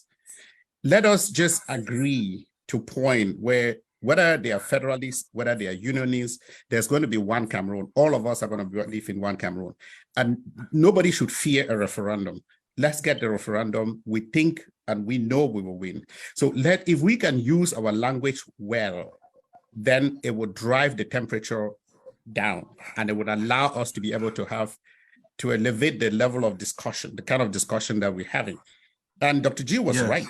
When you talk about this idea of, when we hear some of the people who talk about actually being Ambazonian and hear some of the people who talk about like just being federalist or identify like federalists, it's not a moral, this is not a moral thing. It's not a moral distinction as to like in animal farms where we say all animals, all the people who say we're Ambazonians, we are good, and all people who say anything else, either federalists or unionists, are bad.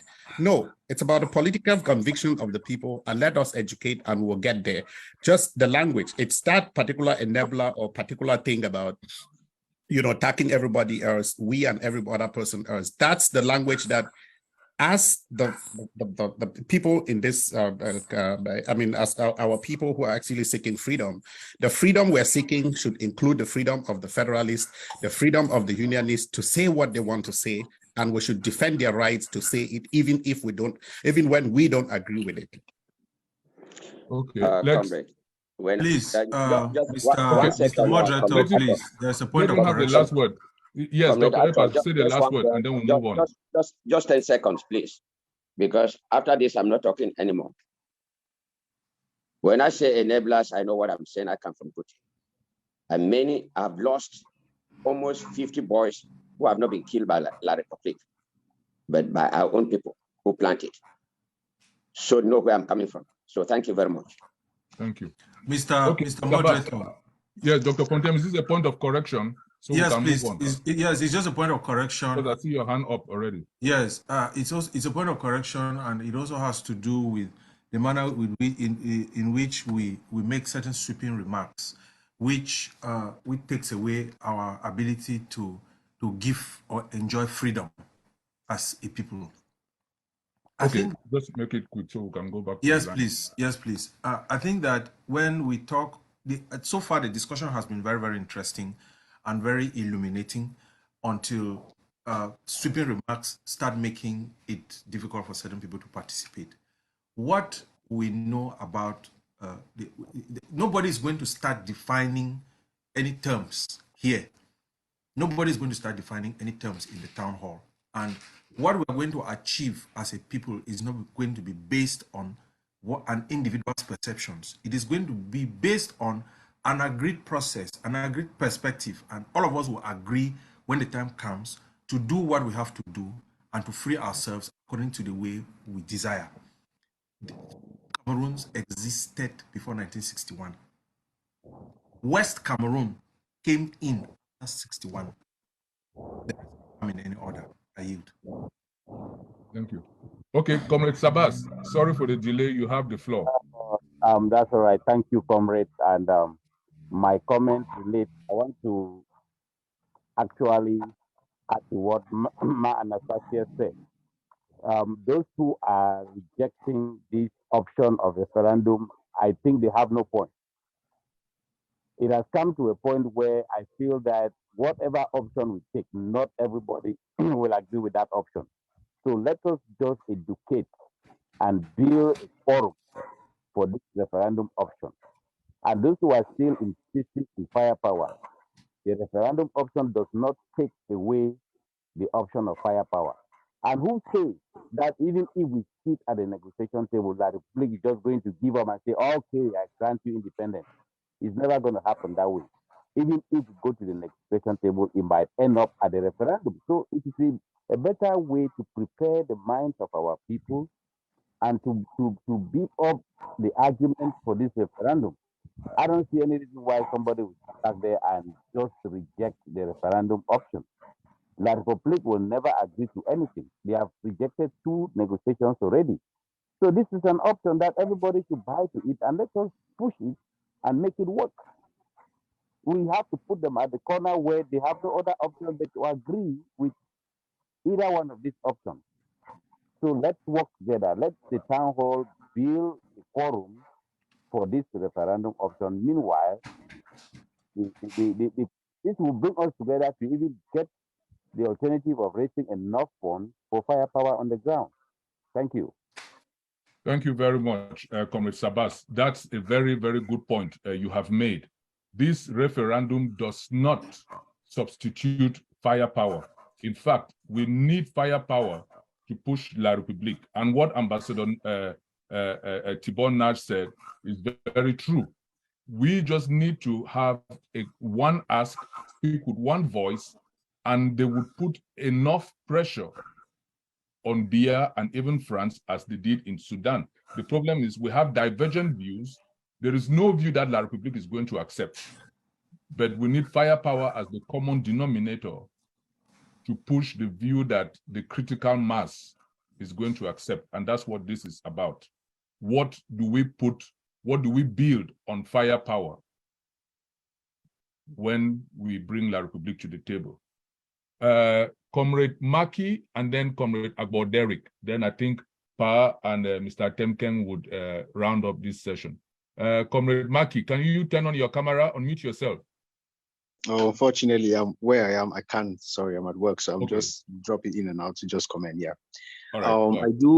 I do appreciate what all the speakers have said in relation to the referendum question, and I think that it's really an important session that the town hall has held today in order of educating people around this issue. I'm going to raise a point which I raised before, and I'm doing this based on statistics which I've taken. And the statistics is 2 years old, and I'm going to share with Dr. G. He mentioned some really pertinent points, and also one of the other speakers who raised concern about a referendum, us losing a referendum. The first question I would like to ask our elders is, if we lose this referendum, what next?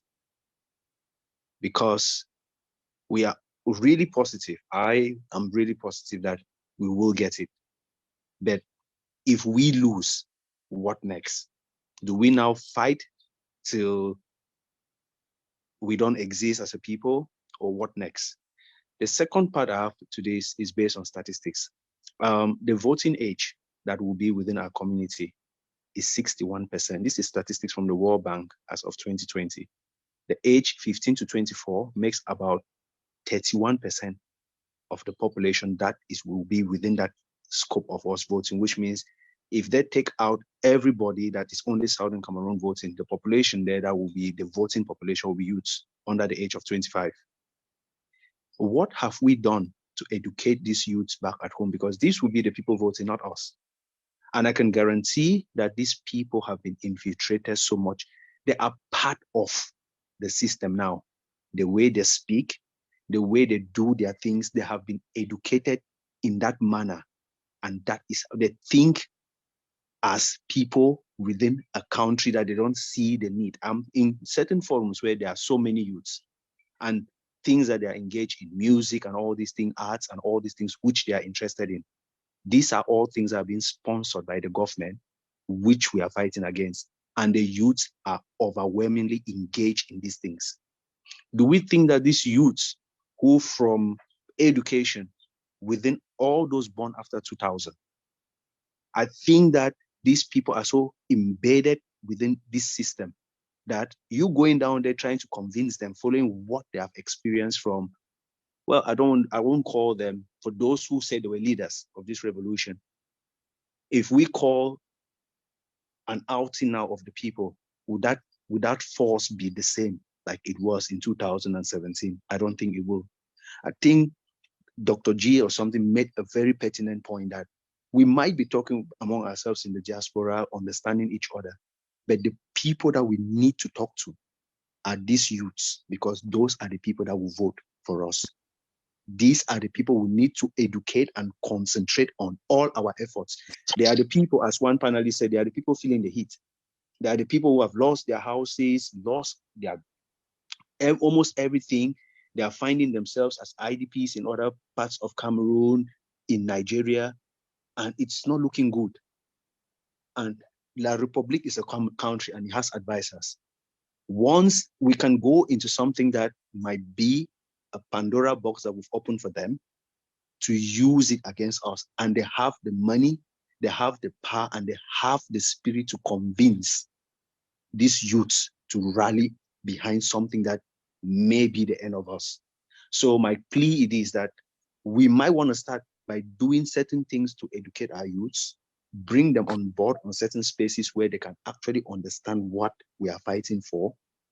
Also maybe conduct pools, certain pools of different opinions, like we're deliberating now about who is an Amazonian, who is a Southern Cameroonian, who is a federalist. It even shows that even in the name itself, we are still divided. So we should start conducting certain pools and starting and gather data and have some idea of how these youths are thinking, where they are coming from, before we engage ourselves in something that might be disadvantageous to ourselves, even though we think that it might be a good thing. So I will go with Dr. G and the other speaker who raised concerns about a referendum, that it might be good, but we should always think about it. What happens if we lose at the end? So, Mr. Moderator, can I just get secretariat privilege, please? Okay. Let me interrupt. Yes. So, several things. This is a great point you raise, and this point was discussed extensively in coming up with this statement in private meetings and some in group meetings. The first thing is... Prof, can you turn on your camera? Is that possible? No, it's not. Okay, that's fine. Go ahead. The first thing is that we realize that there are several things La Republique anticipated and has anticipated about this, that they have been preparing to sabotage something like this. And we have to think of, we are and will think of countermeasures. What we cannot do is discuss them publicly because it makes them mute. Okay, right? So yeah. we have to, and if you have ideas, we have to have private strategy meetings. So we are not going to walk into this blind. And I know people have ridiculed the town hall for saying experts. This thing will not work if we do not have Southern Cameroon experts leading it. And we have to trust that we have those experts, otherwise it would not. Some ideas have already being discussed. Now, one that we can discuss publicly, and we've talked about, which is obvious to many people, that La Republique has gone through tremendous efforts to sabotage the public sentiment towards this struggle by using certain elements among us to harass our population, such that the population turns against the struggle. Correct. And we all have to condemn it, and we have to make sure that we get the population on the ground back. And we do that by condemning the actions of the fringe elements. There are fringe elements that are molesting, intimidating, harassing the population. You cannot fight a war for the population by penalizing the population. You cannot fight an insurgency where you need the population to protect you by taxing, maiming, kidnapping, and otherwise harassing the population. That is clear and obvious. We don't need to discuss that in private. That is one action we can all do publicly. And that was perpetrated by La République. And so we all have to stand firm on that. We don't have to hide that particular aspect. Other ones we have to do privately. We cannot discuss. That's why I had to interrupt. So we are aware of that. And we have to proactively, but privately. Those are one of those things we cannot do at the town hall because La République is listening also. All right. Thank you very much. Thank you. Okay. Let's. Sorry, I have an echo here. Just bear with me. Let's. There is Derek Agbo. Yes. Comrade Derek, and let's focus. Yes, Derek Agbo, Graham, you again, Alem, and then Jojo and Bazo.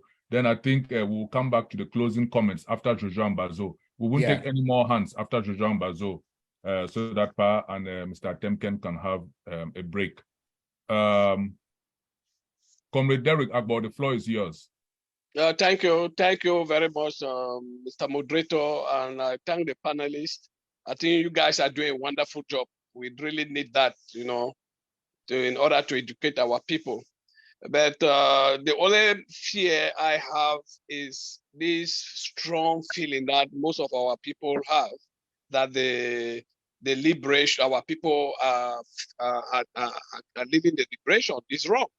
All those people who perpetrate evil on ground zero are known by our people. They have nothing to do with the liberation. Our people are able to differentiate the liberation from the action of these people. And that is why you see the liberation is still going on. Cameroon has not been able to penetrate them. That is why when we call for ghost towns, they maintain it. In all the villages, we might see some few actions in big towns. We should know that La République, most of them are concentrated in big towns. They are no more in the village area. So our people have this. Our people know what they want. They want that freedom, and they are ready at any expense to get that freedom. So all what these people are doing, harassing them, they know very well that those people are not working for the liberation, so they can never go away from the liberation. And now my point I want to make here is this fear that we have been infiltrated by La République and maybe they will affect the referendum. No. I am living in a country like Norway. Norway was occupied by Sweden for 400 years. 400 years. We are just 60 years from Cameroon. So you can imagine the interconnection, the intermarriage. And apart from that, they are first cousins. They are first cousins. And when Norway decided to conduct their own referendum to decide if they will leave Sweden or remain with Sweden, what happened was that before then, the population, the liberalists in Norway, they had already worked behind the scene. They were working with the population, educating the population, and then carrying out diplomatic actions, getting in touch with Britain, getting in touch with other Scandinavian countries. So on the Sweden thought that Norway was going to lose this referendum. So they were happily to give it to call for the referendum. And before calling for the referendum, to their greatest surprise was when they were refusing, they were surprised to see that the international community was putting more pressure on Sweden. Why? Because the Norwegian had worked on, that's the liberals, because with the conservative, they wanted to remain with Sweden. So there was that divide. But the nationalists or the liberals did not take time to be quarreling among themselves, to be fighting left and right. They took time to educate the population and educate even the Swedish And when you go into that referendum, you look at the results, even the Swedish people who were living here, they voted for the independence of the South, of the independence of Norway. So the result came out 99.8%, which even the Swedish people who were living here voted for. All those children, people were saying that, oh, they are intermarried, you know, they would prefer to remain with Sweden. They voted for Norway's independence, and Norway got its independence. So all this fear, you know, I understand them, but we should not put them ahead. We should not put them, because you have to dare to do something. If you don't dare to do something, you will never progress.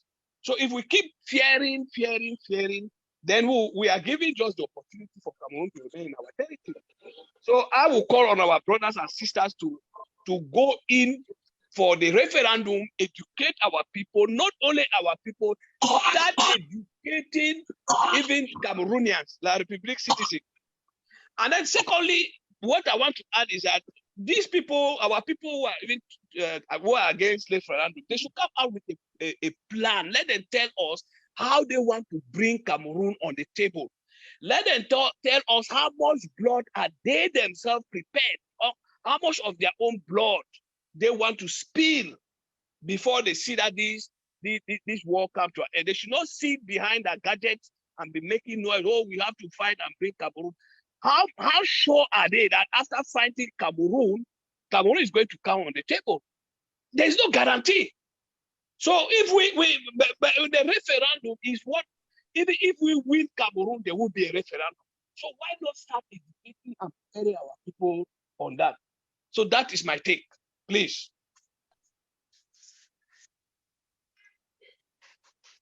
Over to you, Mr. Moderator. Thank you. Even after a war, there is going to be a referendum.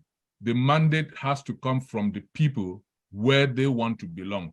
That is, nobody's going to come and impose, unless La République defeats us militarily and impose themselves.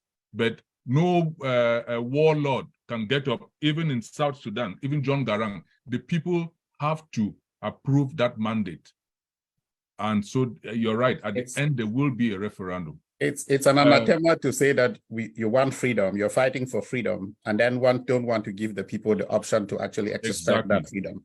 So to me, I just think, and anybody like Comrade Derek just said, the one thing that keeps giving me the litmus test is that ghost towns, you know, Mondays. That is, La République has struggled even in Boya or Limbe, where these people are actually in total control, or maybe they think that they are in total control. They have struggled to break the ghost towns on Monday, and they cannot, because our people understood that La République itself, no matter what anybody tells you out there, they know the results of this, and that's why they are reluctant to actually give this as an option, because they know what is going to happen. But that doesn't take away the fact that we have to do all the education, be prepared, and actually understanding, let people understand their rights of citizenship and their duties of citizenship, their responsibility of citizenship. Thank you. Comrade. Point of order. Point of order. Yes. Yeah, I think this narrative that we are pushing, that some people are against the referendum, is pushing for more division. Nobody is against referendum, from what I know. It is the process of how to get to a referendum and when to organize a referendum that many people disagree on over. Thank you. If we are agreed on the referendum, I think that's a lot of progress, and I think we have achieved something. But thanks for that. Yeah, point. Comrade Emmanuel, you are perfectly correct on your own, but some other people are not in the position in which you are. But I think the majority of Southern Cameroonians hold that same position that you have. And so that's, to us, it's actually not we're all in agreement. But the fringe that wants to drag us to some other areas, those are the people that we're addressing.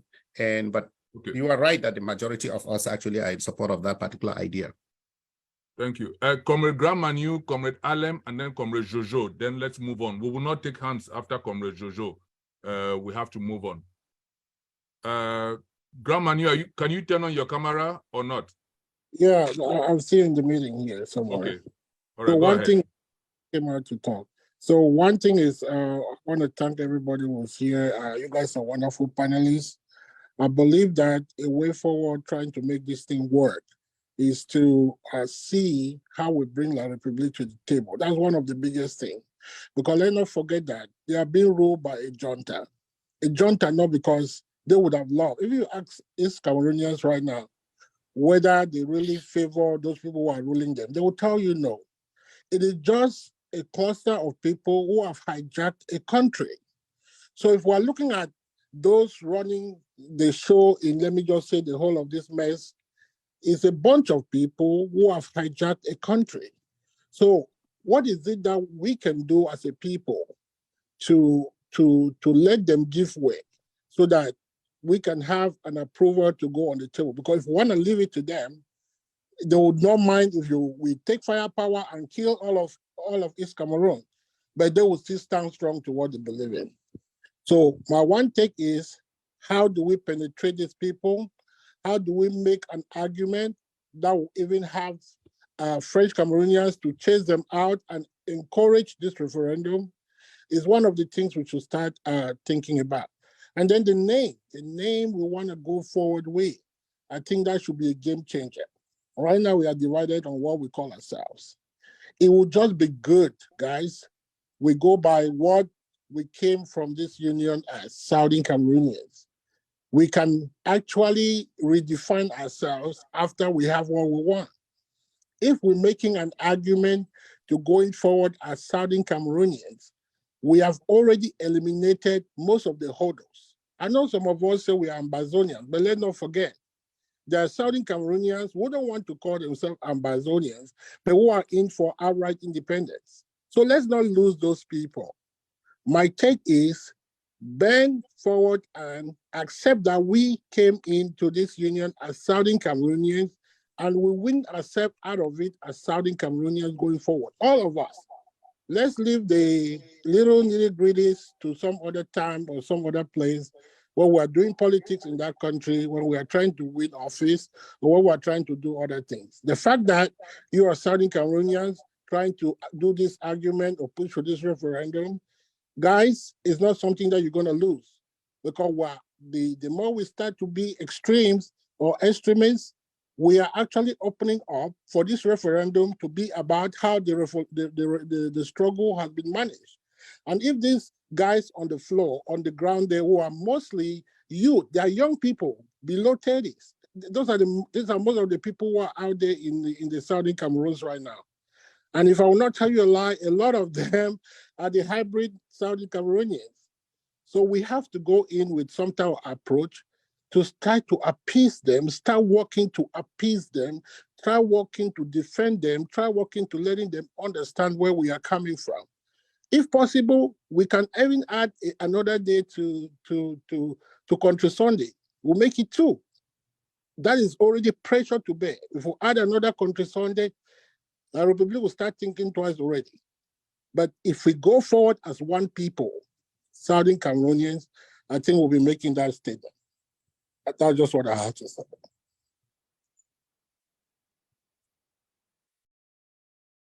Hato, are you there? Yeah, moderator. Can you hear me? Yeah, unless you want me to dot some more. No. Yes, no, I was just asking Hato if he's there. Yeah, so next. Yeah, because it's so sweet. When Hato is not speaking like that, I mean that discussion is so sweet. No, Richie, yes. We just want to give the other people, the other speakers, Alem and Jojo, time to speak. Ato, if you are there, please take up your responsibilities and relieve me. Otherwise, Alem. Yes, sir, I'm here. Yeah, speak until the moderator stops you. Okay. For now, that'll be you, right? No, I'm here. You guys cannot hear me. Okay, now we can hear you, but we weren't hearing you before. Oh, sorry. Yep. And it's an echo. Yeah. Let me take care of that. Okay, it's gone. There you go. Go ahead, Alan. All right. So I'll try and be very, very quick. Just in listening to what the previous comrades have spoken, right? I think our issue right now lies in more of education or lack of, and more in definition. And because we're so prone to things that divide us rather than unite us, that's what we're having an issue with. The issue or the pros and cons of a referendum, if you were to talk to, and now I'm even scared to say Southern Cameroonian because they'll say I'm in one box. If I say Ambazonians, let me just say X right now. Let me call it X for the purpose of description. X could be Southern Cameroonian or an Ambazonian or both, right?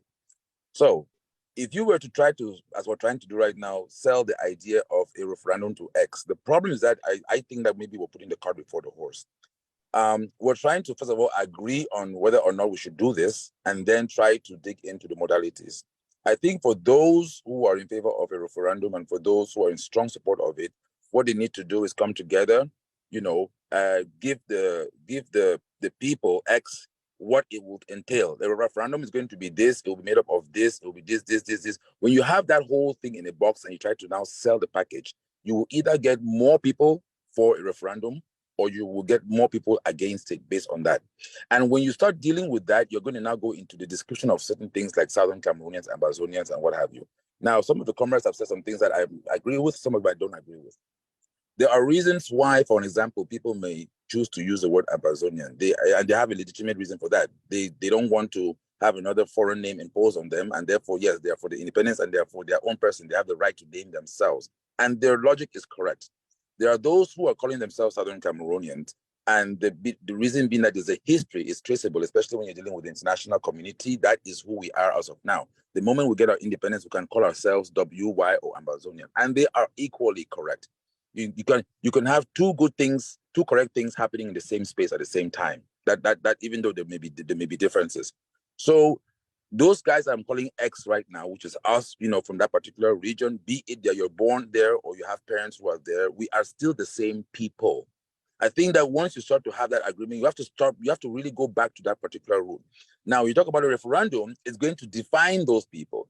All those things will come out, who makes a Southern Cameroonian, who makes an Ambazonian, who are those who are legitimate to. And once you have that particular package, I think only then shall you be able to sell that to the X, to sell it to X. Because right now, like one of the comrades said before, if you don't package that thing correctly and you sell it and it is won legitimately, I mean, I'm talking about the fact that it's possible that the referendum could say that, yes, we want to really have our independence. It's also possible, the way it stands, that we could have a referendum and the true results without infiltration could also be to remain with Cameroon and be a federation, right?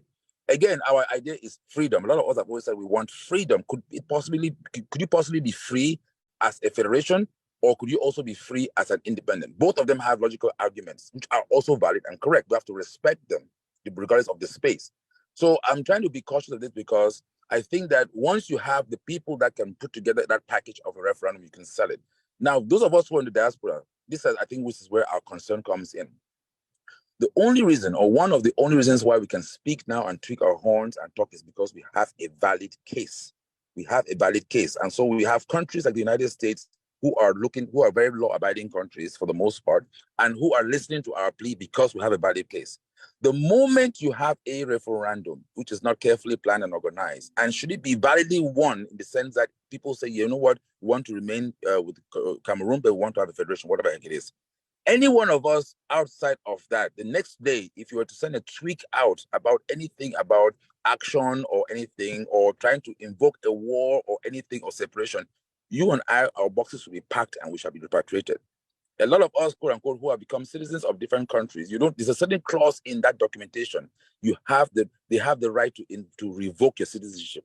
And this kind of thing is also mentioned in there. So this is, in as much as people in Ground Zero are suffering and carrying the bullets, those of us who are in the diaspora have to be extremely careful. The day you have that referendum, regardless of how it goes, it means that even if you don't agree with the result of the referendum, you can forevermore have to keep your mouth shut about this whole idea of the struggle, or work in really, really confined space. Because now these countries will now be able to, quote unquote, repatriate you, revoke your citizenship and what have you. And this is where the concern of Southern Cameroonians, Ambazonians, Anglophones, whatever you want to call it, is coming from. People do not yet have a clear route or clear description of what a true referendum will be. A referendum now in 2023, given the way we are today, is not going to be anything and anywhere close to the referendum that we had back in the 70s and 60s. It is not. So these are true concerns that people have. It's not that they don't want to have a referendum. They don't really know what it would entail to have a referendum. So those who are for a referendum have a lot of work to sit down and itemize that particular box and sell it to the public. It's not that we're going to say that, okay, do you want a referendum? Yes or no? Okay, if we say yes, then we'll go about it this way. What if we say no? It is still a very good idea, but how is it going to be held? What are the modalities, the descriptions? And you're going to have all this stuff defined. Who is legitimate to vote for it or not to vote for it? Even the definition of who a Southern Cameroonian is will also be clearly defined. I rest my case. Thank you, Comrade Allen. So, Mr. Moderator, so let me clarify a couple of things there. Okay. The first is this statement for a referendum is mainly for lobbying purposes. How this conflict gets resolved will be on the negotiating table. It in no way restricts our negotiators. Two, let us put away scare tactics. Referendum or no referendum, the ability of any country, your citizenship of any country and the ability to deport you does not change pre or post referendum. So you go to anybody's citizenship, there's no referendum clause. Please let us stop this. Okay, let us please, there's no referendum clause. If a country were to deport you today, there's no referendum clause. Can I just clarify one thing about that? I did not say that there's a referendum clause about the Sorry, I just want to correct it. Yes, but the Bible. So let me No, because other people that are listening to this may be misconstrued. What I'm saying is, for an example, let me give a clear example. You have a referendum today, and the people. I want to give examples so that it can be on record. You have a referendum today, and people agree that okay, you know what, we want to remain united with Cameroon, right? Okay, now. 2 days from now, let's say I don't want to call it in a particular group, but I'm still trying to advocate for force because I don't agree with the referendum. I want to still talk about this particular issue. I want to still engage in this particular issue, maybe by forceful rights. I can no longer stand up on SCBC, for example, and say, oh, the boys on Ground Zero, we're going to send money, we're going to raise money to do I cannot do that anymore because now it will be considered as me trying to go against laws that I have signed on to be able to abide with. That's what I'm saying. I'm not saying that the referendum. I'm not trying to make people scared. Alan, I'm still going to disagree. I'm still going to disagree. Let us take the US for example. Whichever country you are at, your ability to protest, your ability to support a movement in Cameroon does not change pre or post referendum. It does not change. So let us not say that somebody would be deported or the US may be able to. Yes, the tolerance for certain countries may change. Said, okay, you had your say. But let us not, because that moves into fear mongering. And no. Okay, let's agree that the tolerance. No.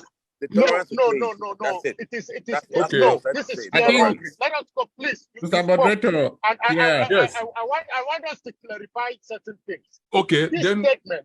No. I'm agreeing with you, Comrade Herman. That the tolerance will change. Maybe I didn't phrase it correctly, but you have said it correctly. The tolerance will change.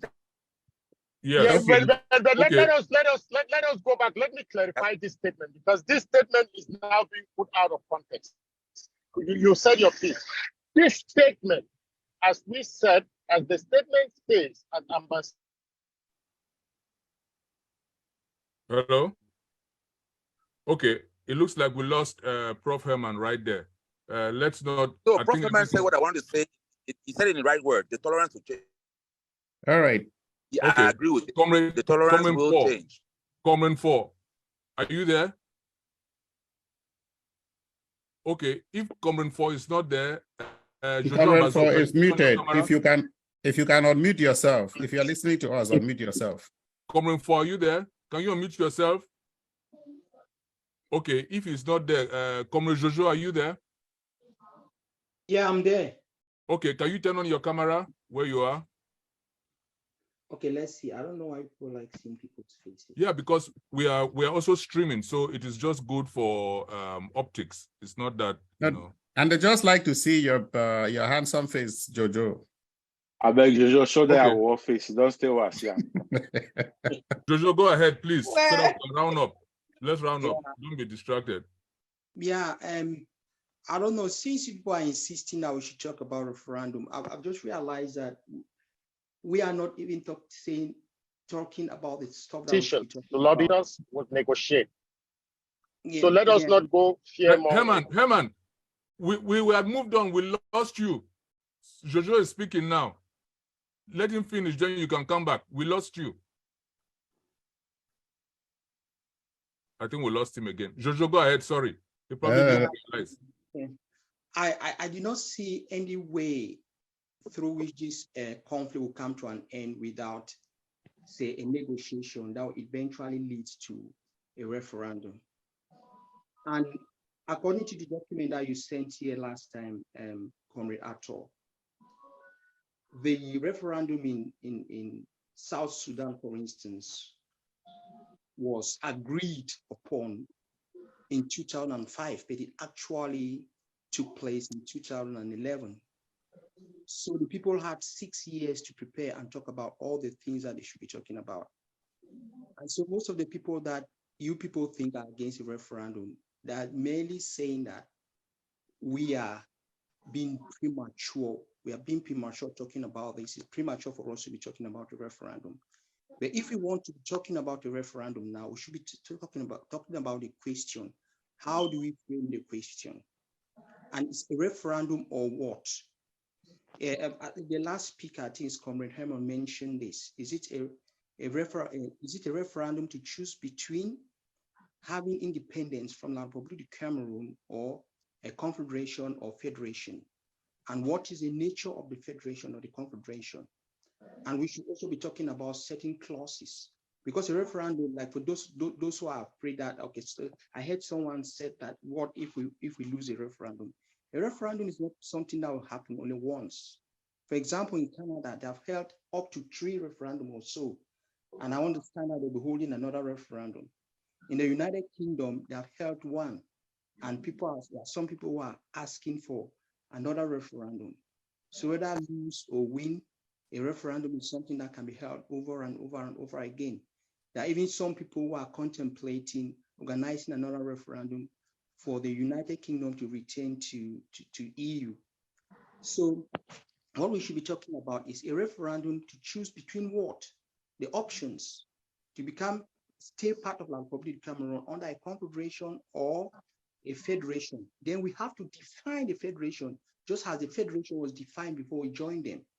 And according to what I've been listening to Dr. Mukong, he talked about 8 areas. So I think these are some of the things that we should be talking about. It is inevitable. There will eventually be a referendum, because like people said, you're not going to impose independence or unitary state or federation or whatever on anybody. When the people should go out there and decide for themselves what they want to choose.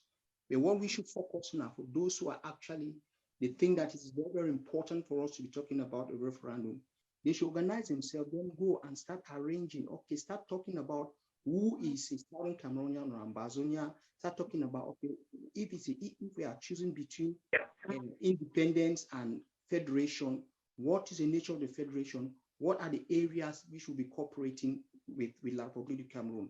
For instance, here in the United Kingdom, the Scottish people, they are just part of the kingdom. They virtually organize everything. The educational system is independent from the educational system of the greater United Kingdom. They have their own laws, even the COVID laws. They even have their own currency.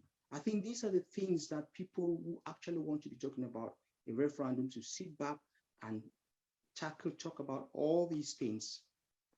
So I don't want to take much of it, to be talking too much about this. Thank you, Jojo. And I think that's where the education. Mr. Atemnkeng, so okay, is that Comrade 4? No, Isaac Zama. Okay, we have to go to Comrade 4. We were going to cut off after Jojo and Comrade 4. Then we And also had there was also yes, Cletus. I don't know whether Cletus. he's on ground zero or ground one. After that, just take note. He couldn't. Yes, he was on chat with me. So. We have to move on. Yes, Comrade for is here. Okay. I wanted just to add one spice to what the last speaker said on this issue. We have to move on. We cannot just keep going back and forth. What are we doing with the issue of debt? Debt will be one of the reasons why La Republic is not listening. What are we doing? If we take, or if they let us go, what becomes of the debt that they left behind? Does that debt come up, or how that is for negotiations? That is not on the referendum. Yeah, but that's something that will carry them to even accepting. We have to discuss all that so that they can hear. Okay, let's talk about that on the background, Richie. Let's try and finish this so we can talk about that in the background. The Comrade Denis is actually in Addis Ababa. Okay. So remember turn that. on your camera. Okay. Okay, turn your camera and then. Let me see. Yes. Am I seen? Yes. That's my ugly face. Even I'm in the office now. I'm sorry. Thank you very much. I just wanted to appeal to the Secretariat of the Town Hall that we have been calling for all the professors that have gotten sympathy on our struggle, advising us, cautioning us on the terms of unity and collaboration. I want to plead to this House. I have raised it I think 2 weeks ago, to the stakeholders platform. I want to plead to this Secretariat, especially to Dr. Fontaine. Dr. Fontaine Nama face this at the back, na 3 times this. Even though they say chief, in the back, picking them, I know say you to be chief. Papa, the back una. They did that, this Southern Cameroonian Town Hall and stakeholders platform. I want you people to come as one. We are talking one language, but as divided as we are, please, I want from next town hall meeting, either your secretariat join the Southern Cameroon Town Hall Secretariat works with the Southern Cameroon Stakeholders Platform to come up with a unanimous town hall so that we can start working from there. This thing, we have gotten a lot of advice from Tibonagi on unity. If we don't start it with ourselves, we are going nowhere. I beg una papa, except these people that are dying on ground zero. It is not painful to you people, except we are just talking because we want to talk. I am so angry when I see us speaking the same thing, but in divided forums. I beg of you people. Thank you. Thank you. Thank you, Comrade Mfo. Mr. Atemnkeng, will I just take Cletus and then we would let you go? We know it's very late in Addis, and then we can continue the conversation. Comrade Cletus, are you there? Okay. Cletus. Okay, if he's not, I've asked him to unmute. If he's not talking, then that's fine. And then we can just move on. At least we've given him. Can you hear me? Can you hear me? Yes, Cletus, go ahead real quick. Just a quick one. Thanks very much for which way we have to do. I'll talk for Pidgin. Now, when it concerns referendum, there are so many issues. I'll just pick on one. The fear for the election for the referendum for being lost. Say you go the La Republic way. I want to pay attention to the three documents. Christian Kadinatumi, Part Tumi is survey, CDN survey, and Victor Epiengome is survey. If you look at these 3 surveys, it tells you all about what will be the result of the referendum. You can't get it wrong. Even if we forget I'm wrong, people vote for federation or federalism. nothing is wrong with that federalism because the federalism it will be enough for the terms of where we want them. They will the one way that we want them. It will be states at that time equal in status. So people should not be scared. There is no way where the referendum will seek for, it will be on our disadvantage. Absolutely no way. When we talk about federalism or federation, it will be a proper federalism designed with our people on table. So make no fear referendum. UN organized referendum or international supervisor has never, ever been rigged. Never in the history of this world. There are modalities that certain way where they use them for operate. Another very way they use them for ambassador case. If we think where they be free rigam, francs for rigam when we deal with Algeria. So the word we use an UN organized referendum or internationally supervised, which is different from local referendum where they organize for people in their country. La République themselves, they know what we mean by UN organized referendum. So now what I want to make people no fear. And make one to one other begin and say, before the one come to these people, they were behind the scene, they don't talk with people, they tell them, say, we're not come with one single position. We're not from Scotland, not from UK, not from France, not from Italy, not from Canada, or not from Jordan. They don't talk with them. Until now come without single position, they cannot be helpful to us. Make no man enough fear that federation or that referendum, because we start from inception to completion. We take 100% participate in it. All that talk say they don't do this, it will not happen when it comes to our case. So now other one talk. Thank you. Okay, I'll just call on Dr. Nzama, Dr. Epa, and Candida for holding our positions. May we get a word from Ndangam and from Mr. Atemnkeng. They don't be quiet for long. They are the main guests. We will continue this conversation, but may we give them, especially Mr. Atemnkeng, he's all the way in Addis, and it's very, very late there now. He's been with us since 5 p.m. Amber time. It's now almost 8:30. Mr. Atemnkeng, do you want to go first before we give power? Okay, thank you very much for this rich discussion that we have had this evening. I just want to comment on a few things that many of our commentators have talked about. A few people talked about organizing a conference in which we bring everybody in, and so on. No, it cannot work. It is important for us to understand that we give the federally. You're muted. You muted yourself somehow. Okay. You muted yourself again. Is anybody muting everybody? Somebody's muting me. Okay, I'm saying that I really appreciate the rich discussion we've had this evening, and I want to thank you people for it. I wanted to make a few comments on some of the points that some people have raised, including this. First of all, the idea of making a general meeting in which we bring everybody in, federalists and so on. No, that one will not work. Always understand that we say that when I say we, I mean we who are fighting for independence. We don't deny any Southern Cameroonian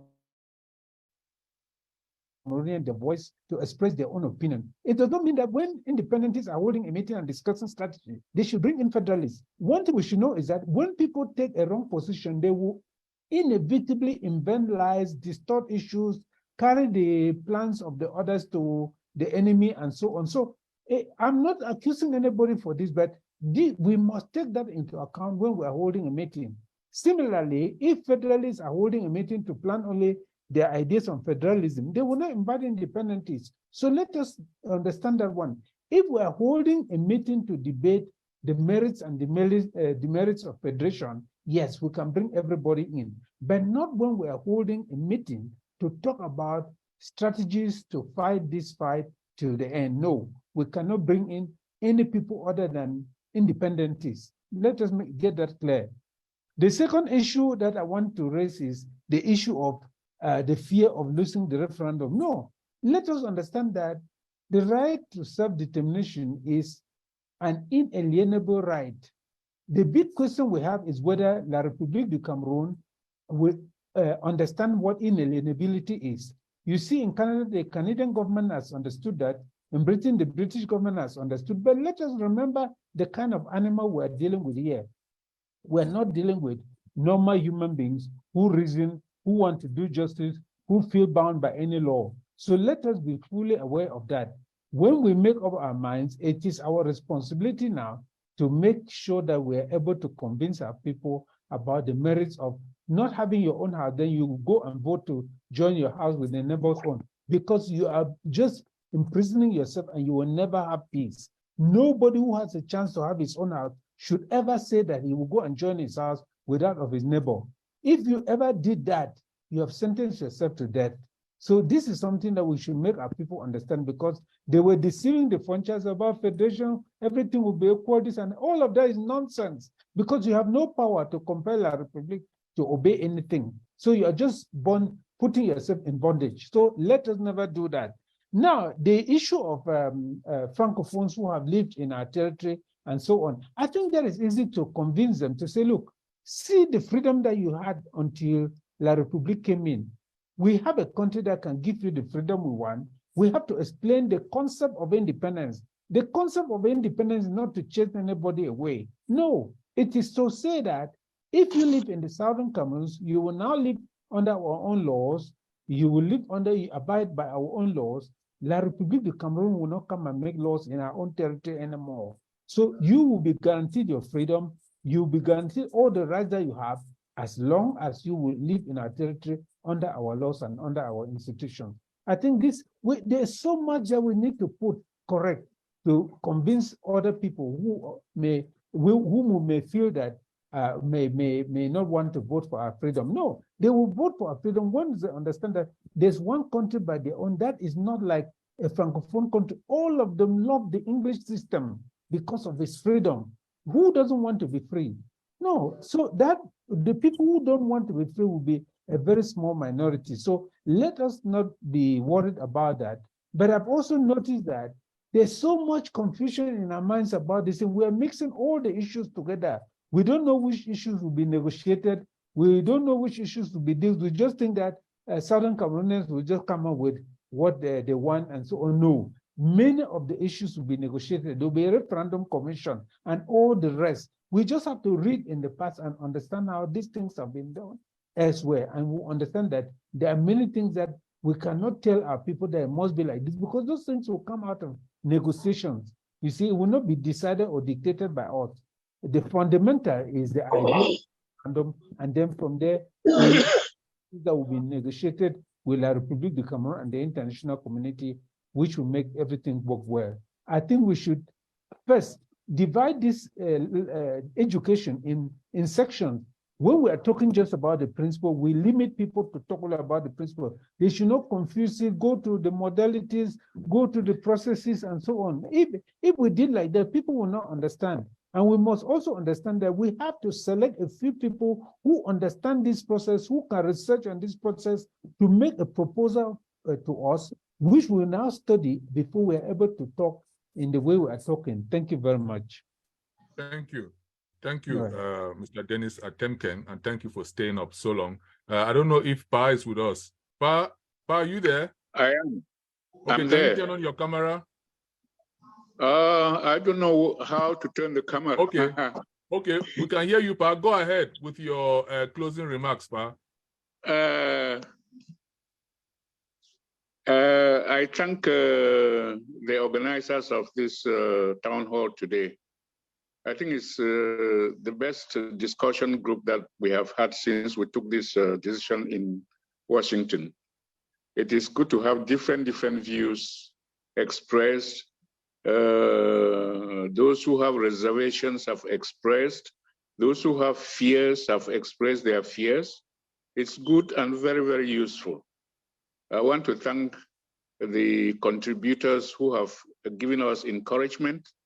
Mr. Kletos just spoke, and I think he summarized the positive side, the encouraging side, to allay fears, those who who have fears, and I thank him for that. The name, we should not mixed names, the name Ambazonia and Southern Cameroons. We did a debate in Lagos about this name, that if we hastily take up this Ambazonian for the name of our country, we may confuse, it may confuse people, or we may start confusing ourselves, that we should stick to our historical name, Southern Cameroons. But when they insisted, others insisted so much that it is illegal, we said, okay, we can use the both. Mr. Mfo and I, Mr. Mfo, who is in prison, we were speaking the fact that we should follow this, keep our story to Southern Cameroons, which is the historical name. We are known like that in the United Nations. We are known like that. We are known like that in the League of Nations. We should maintain it throughout our struggle. But if we come now and we start using Ambazonians, classifying Ambazonians and Southern Cameroonians as labels of those who support independence and so on, will confuse our people, because those labels may mislead. So I would suggest that we should use independentists. These are English words for those who are looking for independence, those who are looking for their independence, sovereignty, and their country, restoring their country, membership of the United Nations. If we use just a simple English word, independentists, that is good. And for the others who can wait, they can be labeled federalists, or those who are maintaining the status quo. You use labels like this for others, that is better. It will not confuse ourselves. So that is the thing I wanted to emphasize. I think I wanted to follow up ending that we have not dismissed war. We have not, defending ourselves and supporting the effort on the ground. No, we have to strengthen that. And we have to subscribe to that. Okay. And the last thing I wanted to say was that we should not be pessimistic. As somebody has pointed out, these surveys that have been done by us, the survey by the Cardinal, survey by the one that got 84% CDN, and the survey we did in 1995, forget about labels. If it showed that if we take this thing is done objectively by the United Nations, we will get our independence. We ourselves have conducted the surveys. Why should we deceive ourselves? So we should not be pessimistic. I am optimistic. Thank you very much. This was a very useful town hall. And thank you very much, or everybody who has participated. Thank you very much, Pa. And like Nasta said, we will count on our elders to take an active lead together as, a very, very important demographic in our struggle moving forward. We thank you for having put in so many hours seated in one position to educate us and enlighten us on this. And we'll be calling on you as we continue this series of educating our people and having this public debate. Thank you very much, Pa. No, we are always available. Thank you too. I've learned a lot here. Thank you.